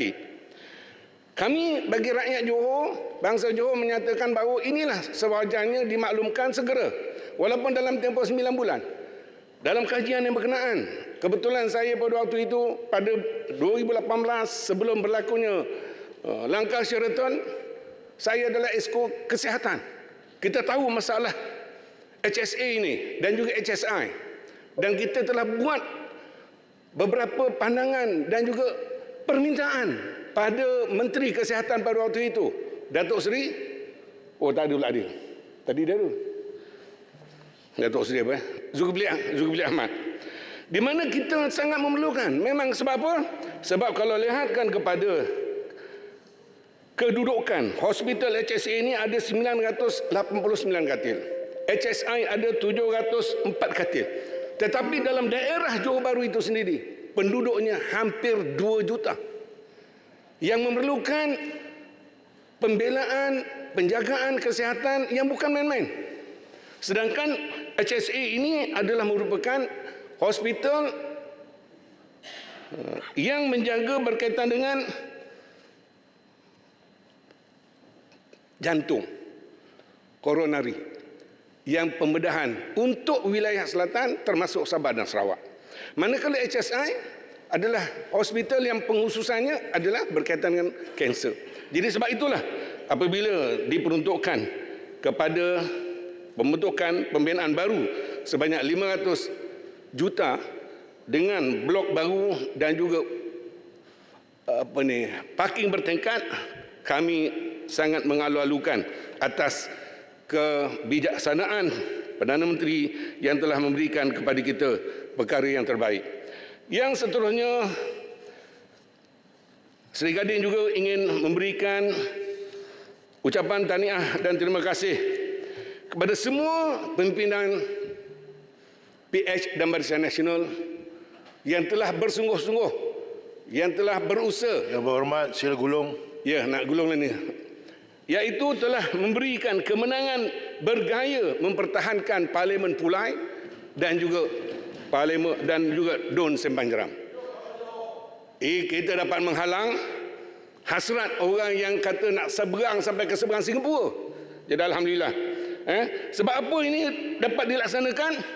Kerana bangsa Johor melihat bahawa perpaduan membawa rahmah itu adalah lebih baik berbanding dengan ketaksuban dan juga perpecahan sesama kita. Untuk makluman yang betul bahawa ada isyarat di situ sebenarnya. Bagaimana kesepaduan pimpinan PHBN dalam mengatur bahawa pilihan raya yang baru diadakan ini memperlihatkan kerajaan perpaduan tidak seperti kerajaan selepas Sultan Muh, di mana pada waktu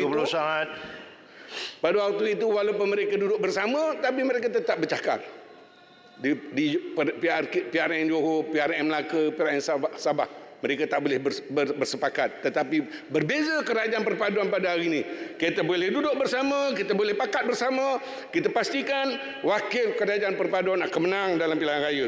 Termasuk insya-Allah di Pelangai. Akhir sekali, permintaan daripada Seri Gading, di mana SPM dan STPM, boleh saya berhenti kejap dulu, Tuan Azan. Nanti saya sambung balik. Bentara.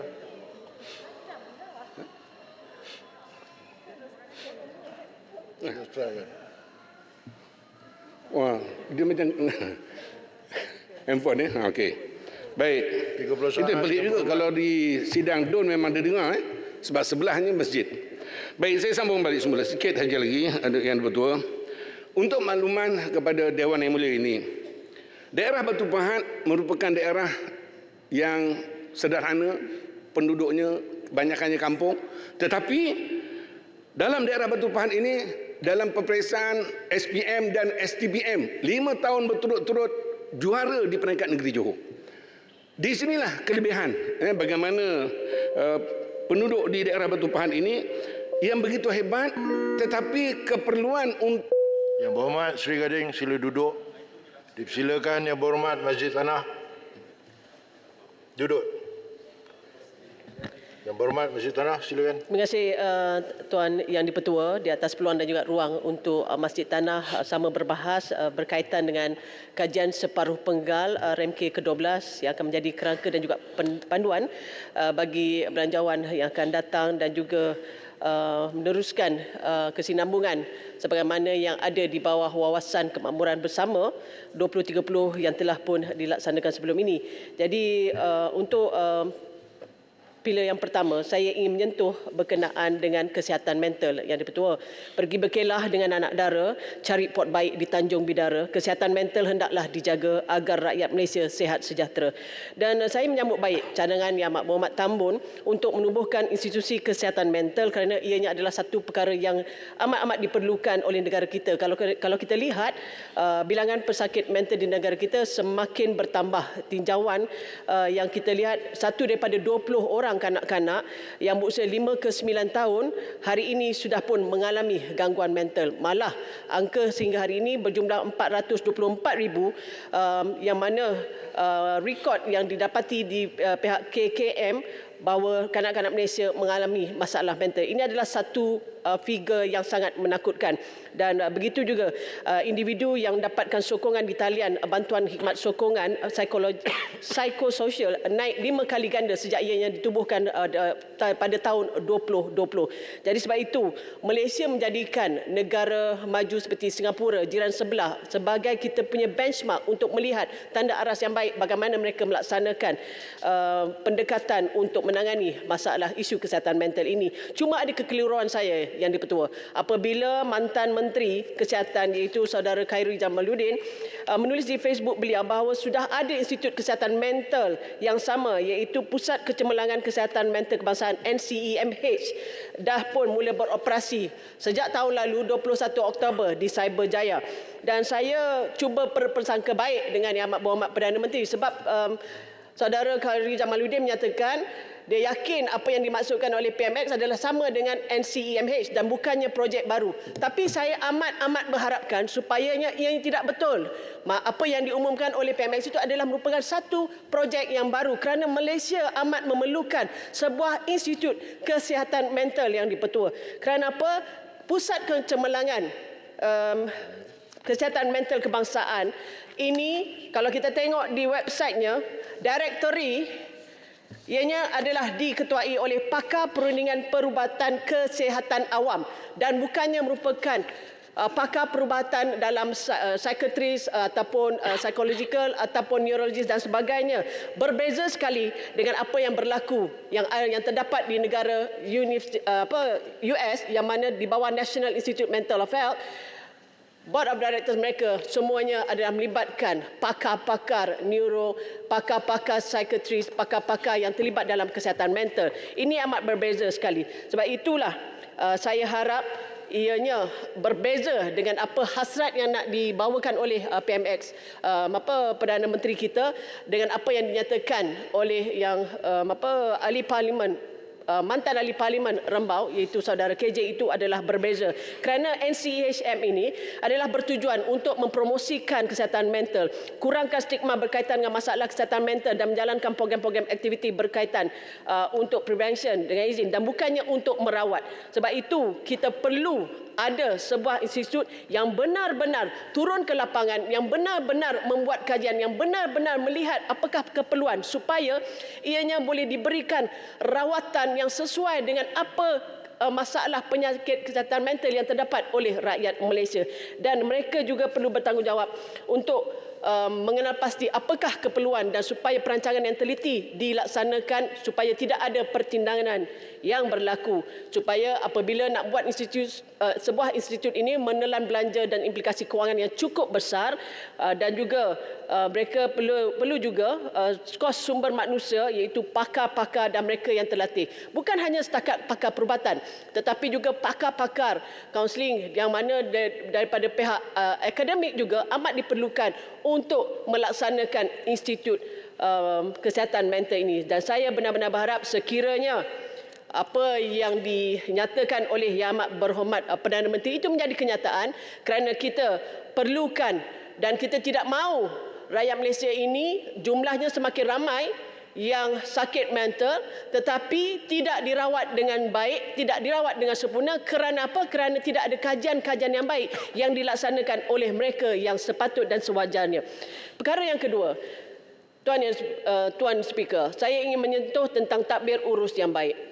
Malaysia mengamalkan tadbir urus yang baik yang mengutamakan accountability, integriti, ketulusan dan juga berpandukan undang-undang yang terdapat di negara kita. Dengan tadbir urus yang baik, Malaysia akan melahirkan kerajaan yang terbuka dan juga cekap.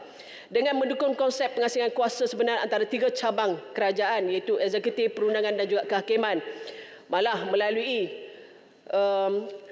sebuah kenyataan media yang telah dikeluarkan oleh masyarakat sivil Kumpulan Rentas Parti Parlimen Malaysia, Integrity Governance dan juga Anti Rasuah semalam menyatakan bahawa Malaysia ini mereka menuntut dengan tegas agar kerajaan menunjukkan komitmen yang serius untuk melaksanakan reformasi institusi dengan kadar segera dan juga substansial. Dan kita juga lihat dalam kenyataan ini bahawa masyarakat sivil amat gusar dan juga prihatin serta berpandangan pengendalian yang lemah oleh Jabatan Peguam Negara terhadap beberapa kes rasuah berprofil tinggi hingga menyebabkan kesnya telah terhenti ataupun digugurkan.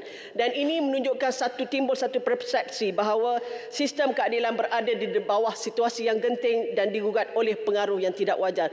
Bukan itu saja, kita juga mendengar perbahasan-perbahasan yang telah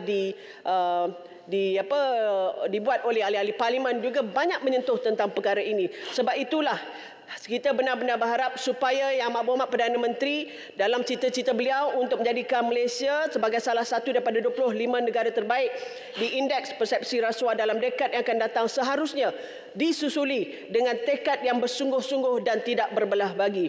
Selain untuk memenuhi komitmen ini, untuk kita cegah rasuah dan menanamkan nilai-nilai etika di peringkat akar umbi pemantapan serta pengukuhan rangka undang-undang adalah satu kewajipan. Sebab itulah saya benar-benar berharap bukan saja Perdana Menteri yang mempunyai tekad itu, tetapi keseluruhan anggota pentadbiran dan keseluruhan daripada rakyat Malaysia khususnya yang mana ditunjukkan contoh yang baik. Dan saya tidak mahu lagi melihat sewaktu pilihan raya. Kita nak pilihan raya ni dekat negeri yang berhormat Tuan Speaker. Pelangan tak lama lagi kita tak naklah tengok seorang pimpinan tertinggi negara mengumumkan perkara-perkara yang tidak yang baik tapi bertujuan untuk memancing undi daripada rakyat. Dan ini adalah satu perkara yang tidak wajar. Jadi saya harap ianya tidak akan berlaku lagi. Seterusnya saya ingin menyentuh tentang agenda 2030 pembangunan mampan, iaitu komitmen global yang dicapai dengan 17 matlamat mampan SDG, dan antaranya adalah melalui Kumpulan Rentas Parti Parlimen Malaysia yang mana KRPPPM SDG yang telah pun masuk ke tahun ketiga dan lebih daripada 50 parlimen yang telah terlibat, yang mana antara usahanya adalah untuk memelihara bumi dan pastikan kehidupan yang aman, stabil dan juga makmur. Dan terima kasih kepada Parlimen Malaysia kerana telah memberi peluang untuk ahli-ahli parlimen tanpa mengira parti untuk memberikan peruntukan. Contohnya Masjid Tanah. Yang Berhormat Tuan Speaker, Masjid Tanah pun dapat peruntukan. Tak kisah Yang Berhormat Tambun tak bagi peruntukan, tapi saya dapat 120,000 Yang Berhormat. Saya dapat 40 untuk menjalankan 3 aktiviti. Jadi saya pilih yang pertamanya untuk alam sekitar, keduanya saya pilih untuk pelajar belia dan juga masyarakat, dan yang ketiganya untuk program penambah ekonomi rakyat di dalam Parlimen Masjid Tanah. Tetapi yang saya kecewa Yang Berhormat Speaker, kerana apabila ianya adalah merupakan program di bawah SDG, KRPPPM, di bawah Parlimen Malaysia, tapi apabila kita turun ke bawah ingin bertemu dan juga kita nak bekerjasama dengan pihak PBT, pihak agensi, malang sekali kami tidak dilayan. Dan saya bertanya pada sahabat-sahabat ahli parlimen lain, mereka ada yang mendapat kerjasama yang baik, tapi ada juga yang berperangai sedemikian. Sebab itulah saya benar-benar berharap bukan hanya Yang Amat Berhormat Perdana Menteri saja yang menghasratkan untuk kita punya kelestarian alam sekitar atau kemampanan dari segi kehidupan dan sebagainya, tetapi sekiranya ia tidak disambut oleh akar umbi, tidak disambut oleh penjawat-penjawat awam, bagaimanakah ianya dapat dilaksanakan? Sebab itulah saya benar-benar berharap supaya program-program SDG ini dapat diperluaskan lagi kepada sahabat-sahabat ahli parlimen yang lain. Walaupun kita berbeza ideologi, berbeza latar belakang, berbeza pendapat dan sebagainya, tetapi program ini sangat baik sekali kerana ia telah dapat membantu ahli-ahli parlimen dalam menggerakkan sama sebagaimana hasrat Yang Amat Berhormat Perdana Menteri, sebagaimana aspirasi Malaysia Madani di dalam Pelan Hala 7 fasa kedua ini, yang mana Yang Amat Berhormat Tan Bun telah menyatakan tiada siapa yang tertinggal. Tapi kalau sekiranya persoalan saya, sekiranya pihak kerajaan yang tidak di akar umbi tidak turut menyambut baik apakah yang dihasratkan oleh Malaysia Bandar ini bagaimana, dan adakah cara lain yang perlu diajar untuk pimpinan tertinggi, contohnya PBT, agensi dan sebagainya, sekiranya mereka gagal untuk memberikan kerjasama yang baik dalam usaha kita untuk melaksanakan program-program yang baik khusus kepada masyarakat. Bayangkan program yang saya nak laksanakan ini adalah untuk pemberian, sebab masalah sampah sangat meruncing di kawasan Masjid Tanah. Jadi apabila kita ada NGO memberikan cadangan untuk melaksanakan pemberian tong sampah yang harganya ribuan ringgit, bukan ratusan ringgit, bukan puluhan ringgit, tetapi agak mahal, tetapi tidak didapat sambutan. Jadi sebab itulah saya ingin pergi ke perkara yang keempat, iaitu saya ingin menyentuh tentang ekonomi madani ke arah Malaysia yang lebih mampan, sejahtera dan juga berpendapatan tinggi. Saya ingin menyentuh tentang pembangunan HGHB, industri berasaskan peralihan tenaga, yang digagaskan sebagai anjakan utama bagi memastikan peralihan tenaga yang sama, iaitu NETR. Dalam kegagalan Malaysia Madani mencipta legasi National Energy Transition Roadmap NETR, kerajaan haruslah memastikan bahawa ianya betul-betul bahkan membantu negara dan mempunyai satu sistem yang baik menerusi tata kelola yang baik. Dan saya ingin sentuh bagaimana dalam kita nak melaksanakan NETR ini, mungkin kononnya nak menunjukkan bahawa nak membuat sesuatu untuk inisiatif dagangan karbon. Kerajaan telah membawa penerbit kredit karbon iaitu Vera yang terpalit dengan skandal penipuan dan pemalsuan hingga menyebabkan kekecauan satu dunia. Saya suka nak mencadangkan atau ingin bertanya kepada kerajaan, adakah kerajaan sudah membuat kajian terhadap tersebut?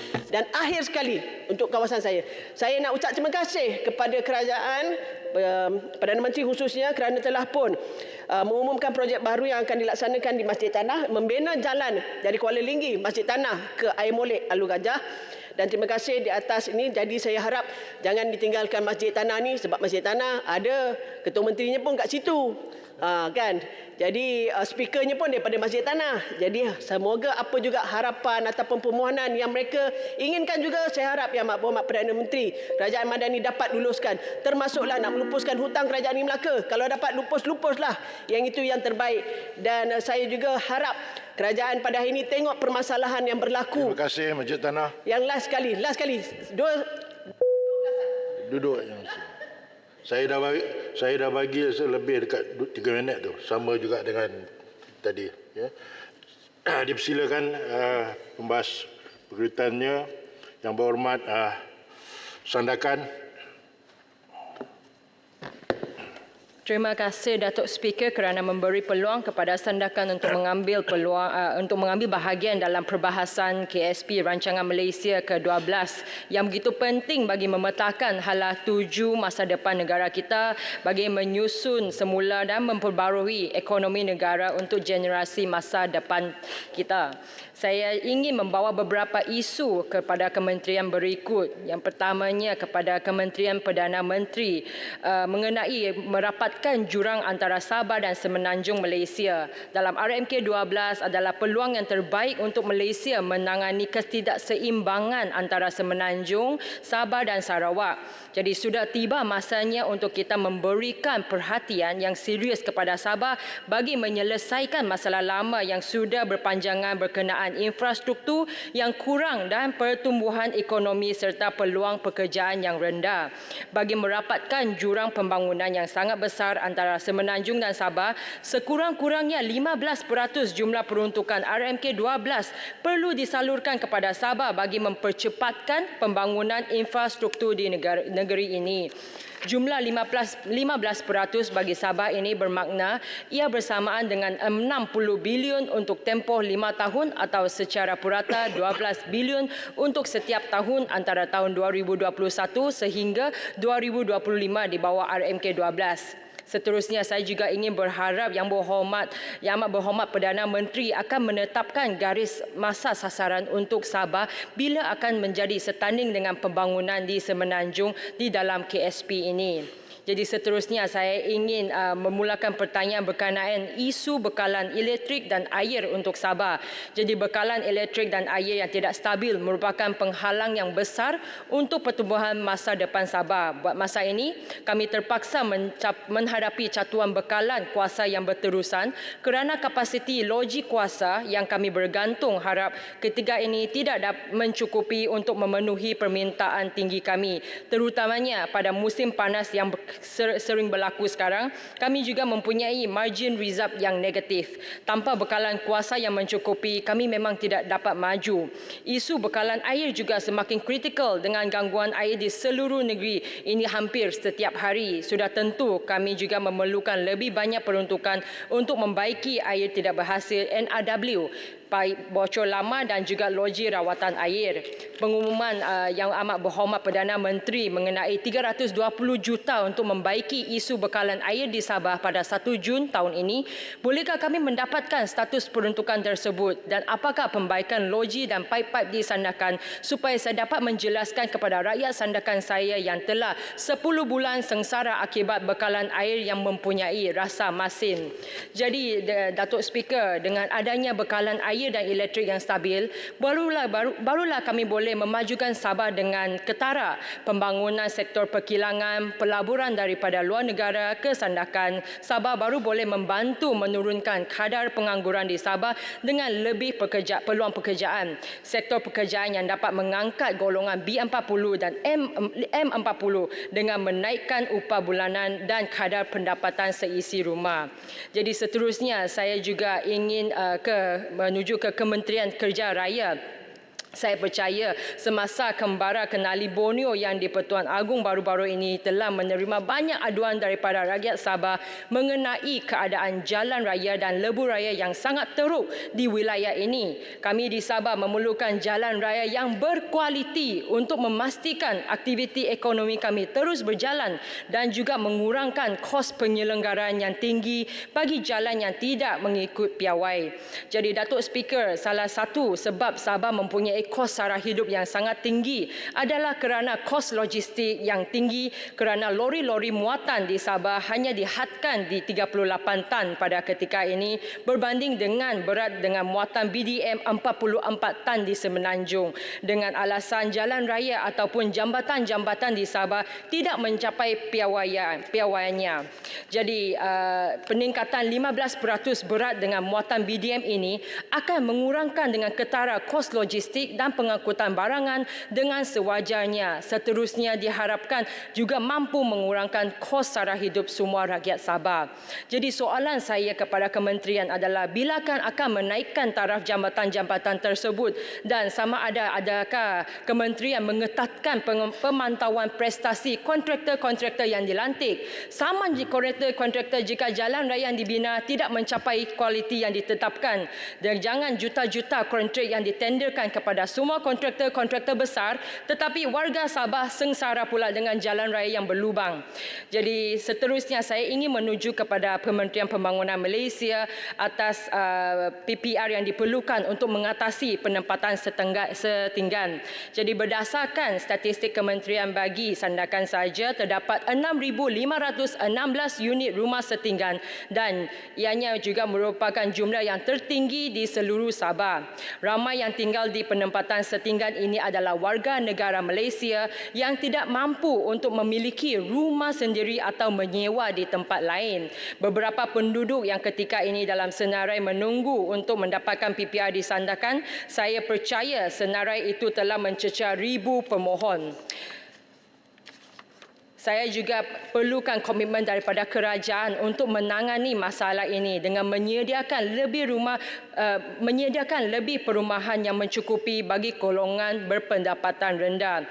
Dengan PPR yang mencukupi, kita bukan sahaja dapat mengatasi masalah setinggan haram, tetapi ia juga dapat mengurangkan kes kecurian bekalan elektrik, air, mengelakkan potensi krisis kesihatan awam dan menangkis isu keselamatan yang dikaitkan dengan penempatan kesempatan settingan tersebut. Jadi seterusnya adalah mengenai Kementerian Kesihatan, Perkhidmatan Kesihatan Awam.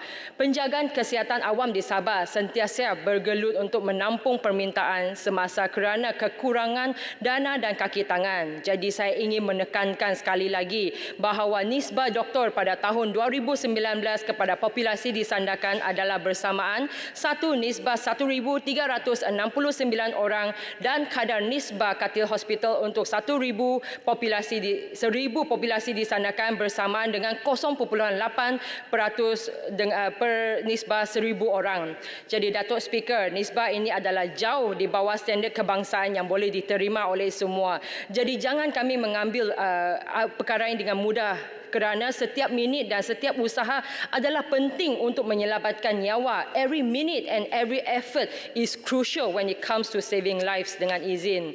Jadi sebagai satu pusat bandar kedua yang terbesar di Sabah, saya ingin mewakili rakyat Sandakan memohon kepada kerajaan untuk mengagikan sumber yang cukup dan saksama agar dapat mempercepatkan pelan yang dinyatakan dalam Kertas Putih Kesihatan, di mana Hospital Duchess of Kent Sandakan dapat dinaik tarafkan sebagai hospital bertaraf negeri secepat mungkin.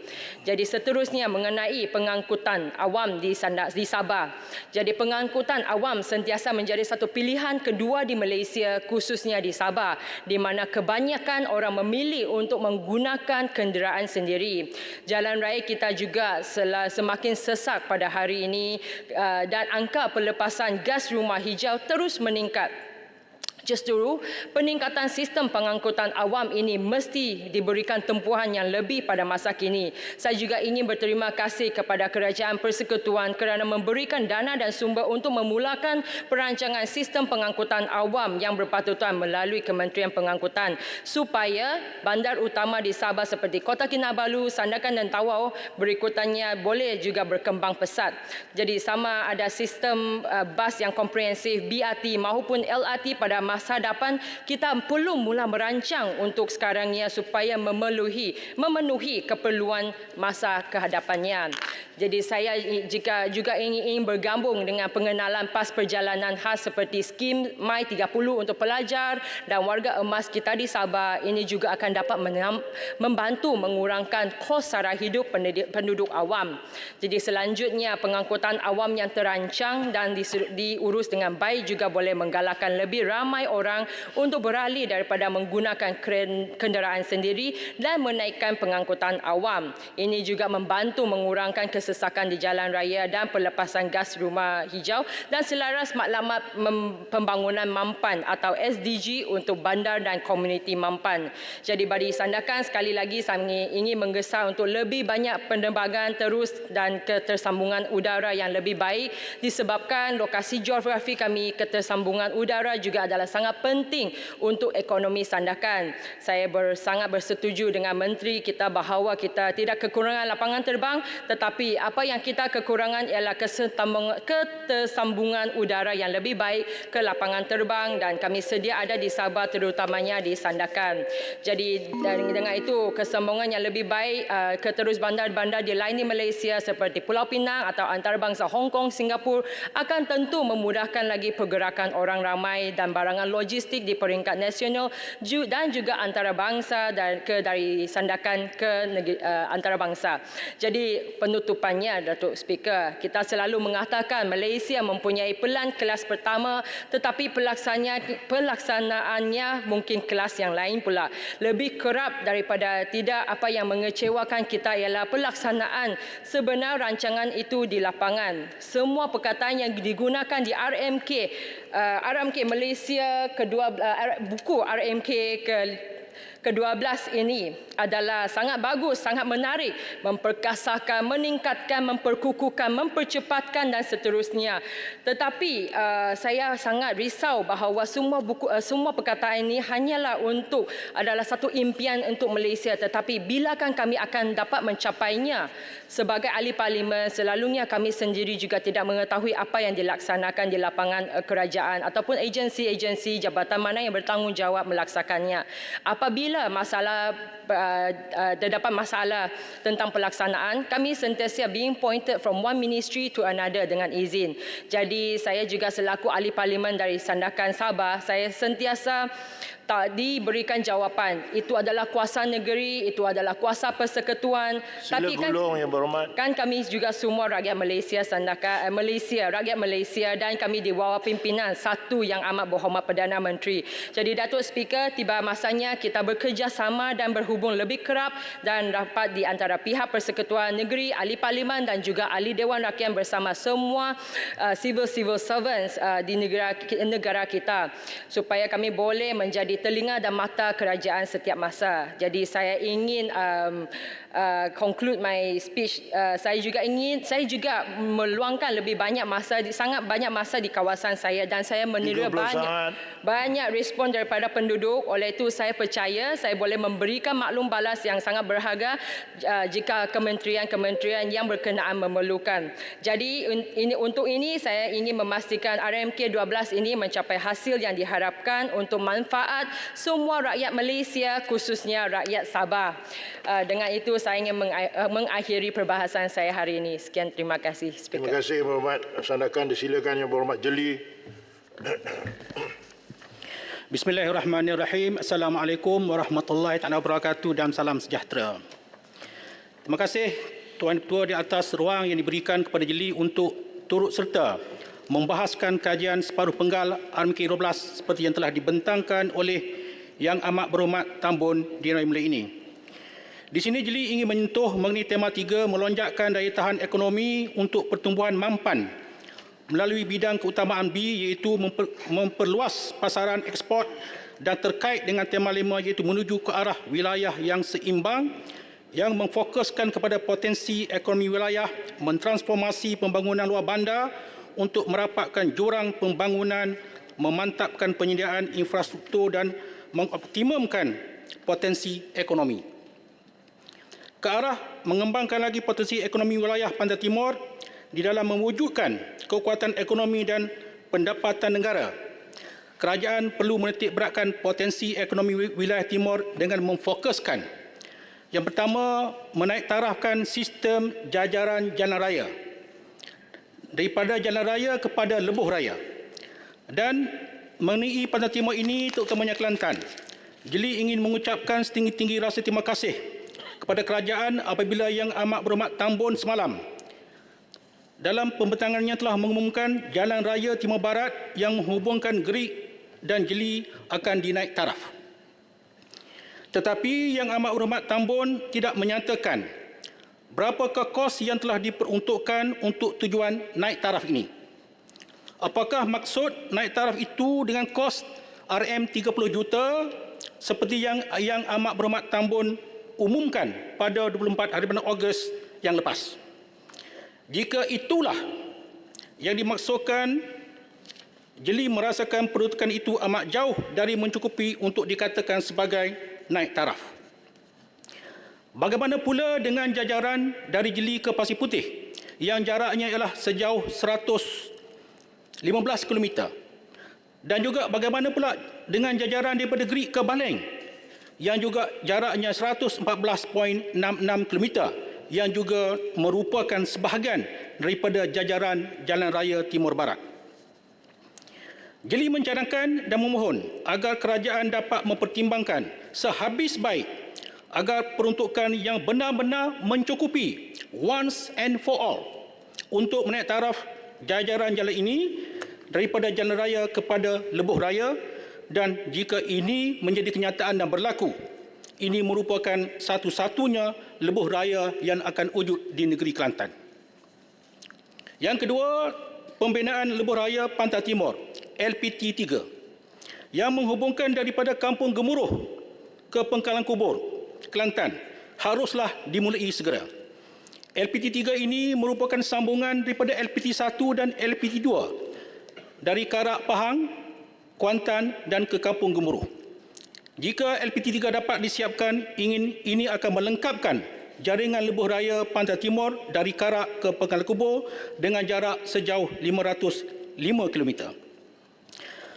Bayangkan Tuan Di-Pertua, Jika jaringan LPG 3 ini terbina dan menjadi kenyataan dan siap dalam jangka masa terdekat ini, ekonomi wilayah Timor akan berkembang dengan lebih pesat lagi dan ini akan membantu untuk merapatkan jurang pembangunan di antara Timor dan Barat.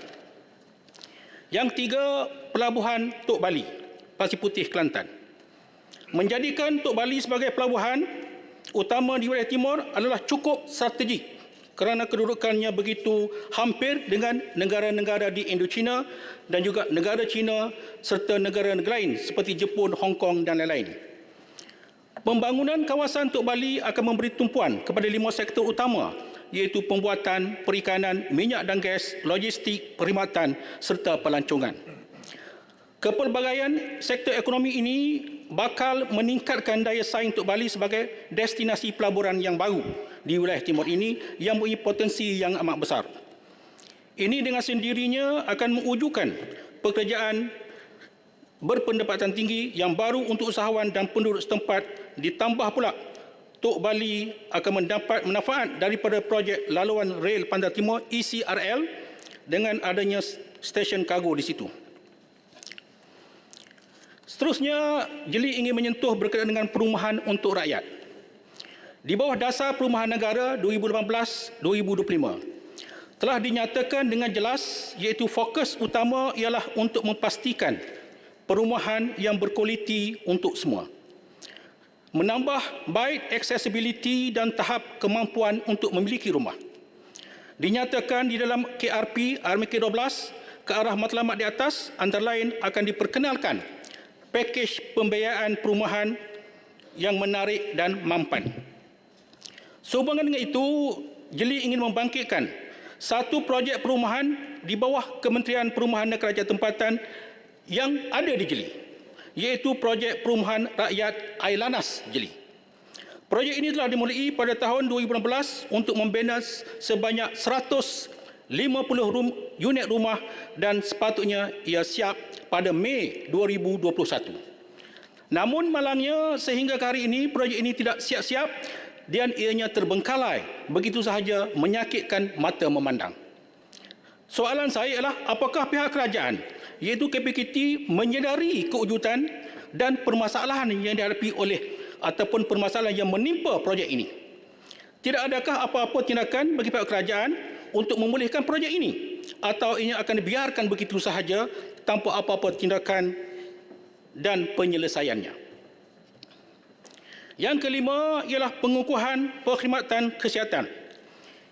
Kita selalu berkata, badan sihat, otak cerdas. Kesihatan yang baik membolehkan seseorang itu melahirkan idea yang bernas. Yang berhormat Arau, semasa menjawat jawatan sebagai Menteri Wilayah Persekutuan, melaungkan slogan yang hebat dan dahsyat, iaitu lebih murah menjaga sihat daripada menjaga sakit. Ini menunjukkan betapa peri mustahaknya menjaga kesihatan apabila rakyat sihat, secara tidak langsung negara juga boleh membangun dengan lebih pesat. Ke arah ini Jeli memohon kerajaan dapat melihat dan menilai kewujudan hospital dalam daerah Jeli dan klinik-klinik kesihatan yang ada di daerah Jeli juga di tempat-tempat yang lain. Saya memohon, yang pertama, klinik kesihatan Jeli yang ada sekarang diganti kepada klinik kesihatan jenis 3.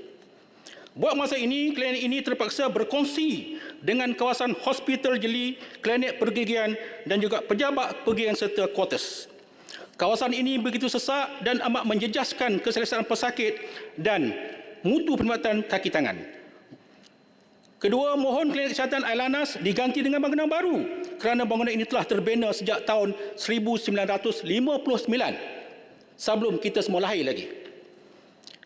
Tempat ini selalu mengalami kerosakan sedangkan pesakit kian bertambah. Hospital Jeli sendiri kekurangan ketiadaan pakar, maka kita mohon supaya dapat diadakan pakar di situ.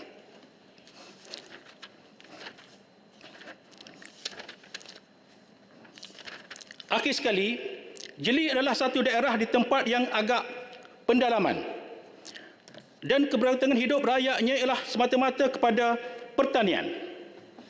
Tetapi pertanian di Jeli seperti penoreh getah, kebun kelapa sawit, kebun durian secara kecicilan sering menghadapi ancaman daripada gajah liar.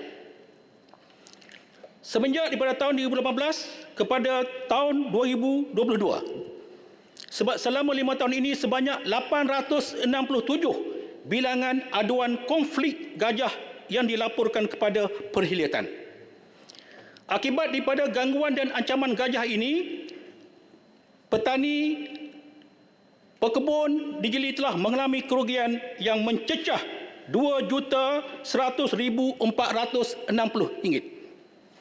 Kerugian ini kebanyakan ditanggung oleh pekebun kecil yang menjalankan aktiviti pertanian seperti getah, kelapa sawit, durian, pisang dan sebagainya. Justru itu Jeli berharap supaya pihak kerajaan dapat melihat perkara ini dan dapat membendung kerana ancaman gajah ini tidak hanya kepada pertanian tetapi juga mengancam nyawa manusia.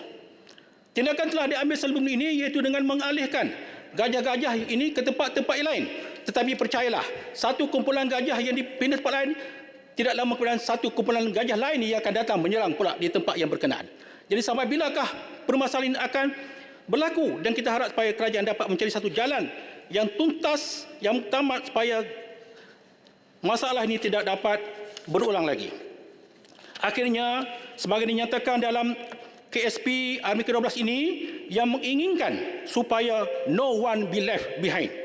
Tiada seorang pun rakyat yang tertinggal untuk mendapat manfaat di bawah rancangan ini. Mohon kerajaan segera mempertimbang dan memperbaiki kelompangan yang ada di semua dan agar rakyat dapat menikmati hasil pembangunan ini. Hati gajah sama dilapah, hati kuman sama dicecah. Malangnya sekarang ini hati gajah sebelah sana yang lapah, hati kuman di sini pun tak dapat nak cecah. Sekian. Assalamualaikum warahmatullahi wabarakatuh. Terima kasih Yang Berhormat Jeli. Berikutnya dipersilakan Yang Berhormat Parit Sulong. Terima kasih Datuk Yang di-Pertua.